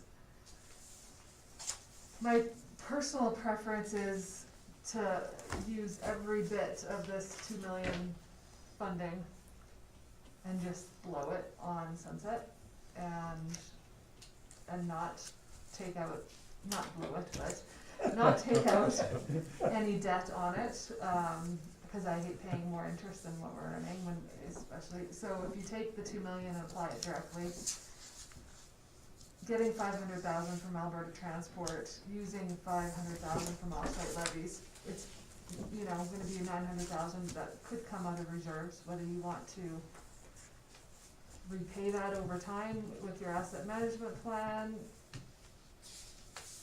That's a whole part of the conversation. That's where my head's at, is I would just like to see it paid with everything that we've saved up in MSI and federal gas tax funding, so, and the other one, so. So through the chair, can you just repeat what scenario you're preferring? Well, the sheet that, none of the scenarios, I'm saying increase the amount you use from Yep. MSI, we have, from the sheet you gave us, Yep. 2 million available. Yep. With the 500 from offsite levies, Yep. that was already in there. You hadn't put the Alberta Transport, the commitment on paving, No, and then there's only 900,000 left that we could fund through reserves, hoping that it's not going to be as big of a price tag because the economy has gone down, there should be lots of people jumping for the jobs. So maybe it won't be the full $900,000 hit. okay. And then we need to establish the asset management plan to put away 400, 600, whatever it needs to be over the years, so that when the next project like this comes up, which looks like it's gonna be Frontenac in a couple of years, that we've got a plan for using our MSI at that time as well as our reserves, and that we've replenished them by then, right? That's the way, cause I don't think, we we did that survey question, it was kind of mixed, probably some people, whether they understood it completely or not, but I think generally people don't like taking on debt, or the town taking on more debt and saddling ourselves in perpetuity when we know these projects come up every few years, right? That eventually, there's only so much debt we can take out, and so there's the whole philosophical argument on, do we fund things by saving up before, or do we take debt afterwards? And I'm old school and I like to have the cash in hand before we go buy, kind of type. And I think when the economy's down, everybody feels that way. So, Todd? So I see there's gonna be a great conversation about utility rates, coming as well too, because one of the discussions around utility rates is collecting enough for the utility to sustain itself, and that means recapitalization of the infrastructure. But aside from that, there is, strong, and I'm not trying to muddy the waters, but just one more perspective for you to look at when it comes to funding large projects like roadways and utilities, is the life of that asset, and that asset serves the residents for decades. And so the rationale behind borrowing to pay for those types of projects is that you spread the cost of that project over the decades of users who will enjoy the benefit of that. So there are very sound rational reasons why you would borrow to pay for an infrastructure project in a municipality, as opposed to a project that is today, for the residents of today, has a limited life cycle, if you will. So not to spur more conversation today, I know the hour gets late, but for committee's benefit, just to know that there are cases when interest rates are low, when it's a project where the benefit will span decades, that you might consider borrowing for any or all of that project, so.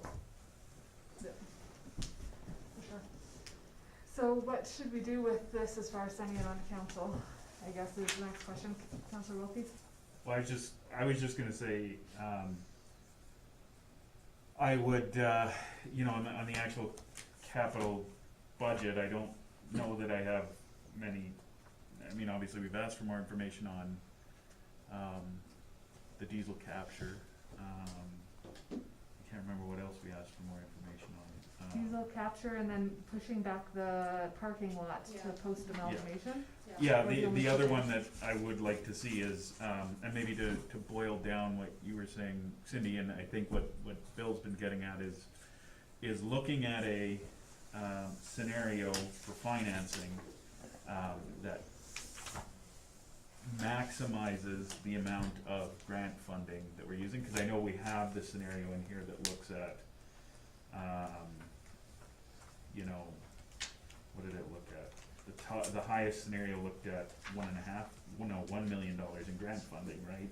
Whereas I see $2 million sitting on our, in the available fund, right? So, I'd like to see one that maximizes that to the extent possible, and then the conversation can be had around whether you do it debenture-wise or you do it out of reserves for the remainder. I think council can make that determination on where their head's at, but, yeah. So I can take this away and I can update it to insert, I'll make sure all the, reflect the full annual costs. Right. And I'll maximize the grant funding.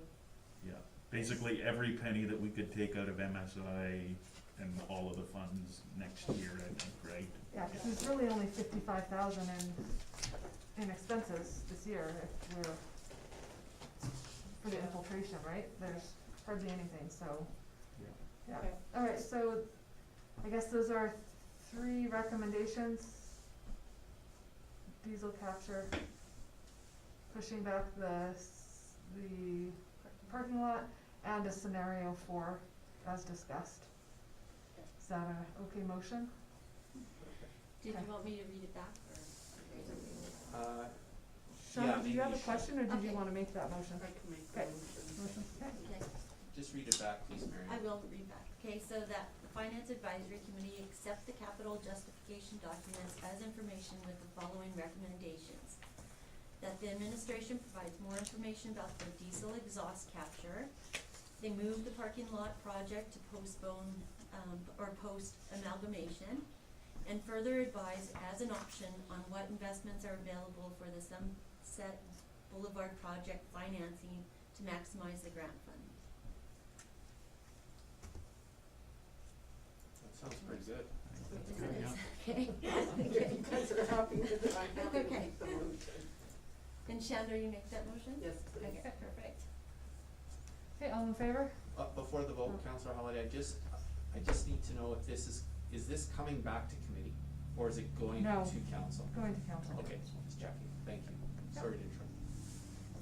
Okay, all in favor?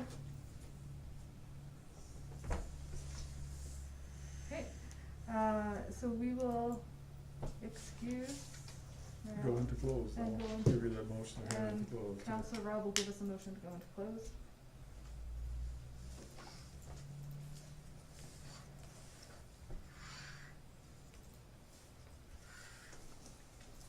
Corinne, Yeah. I can't open that capital. Okay, I can send it. Okay, and Can I'm you just send it to me gonna separately, stop it please? just now. I try to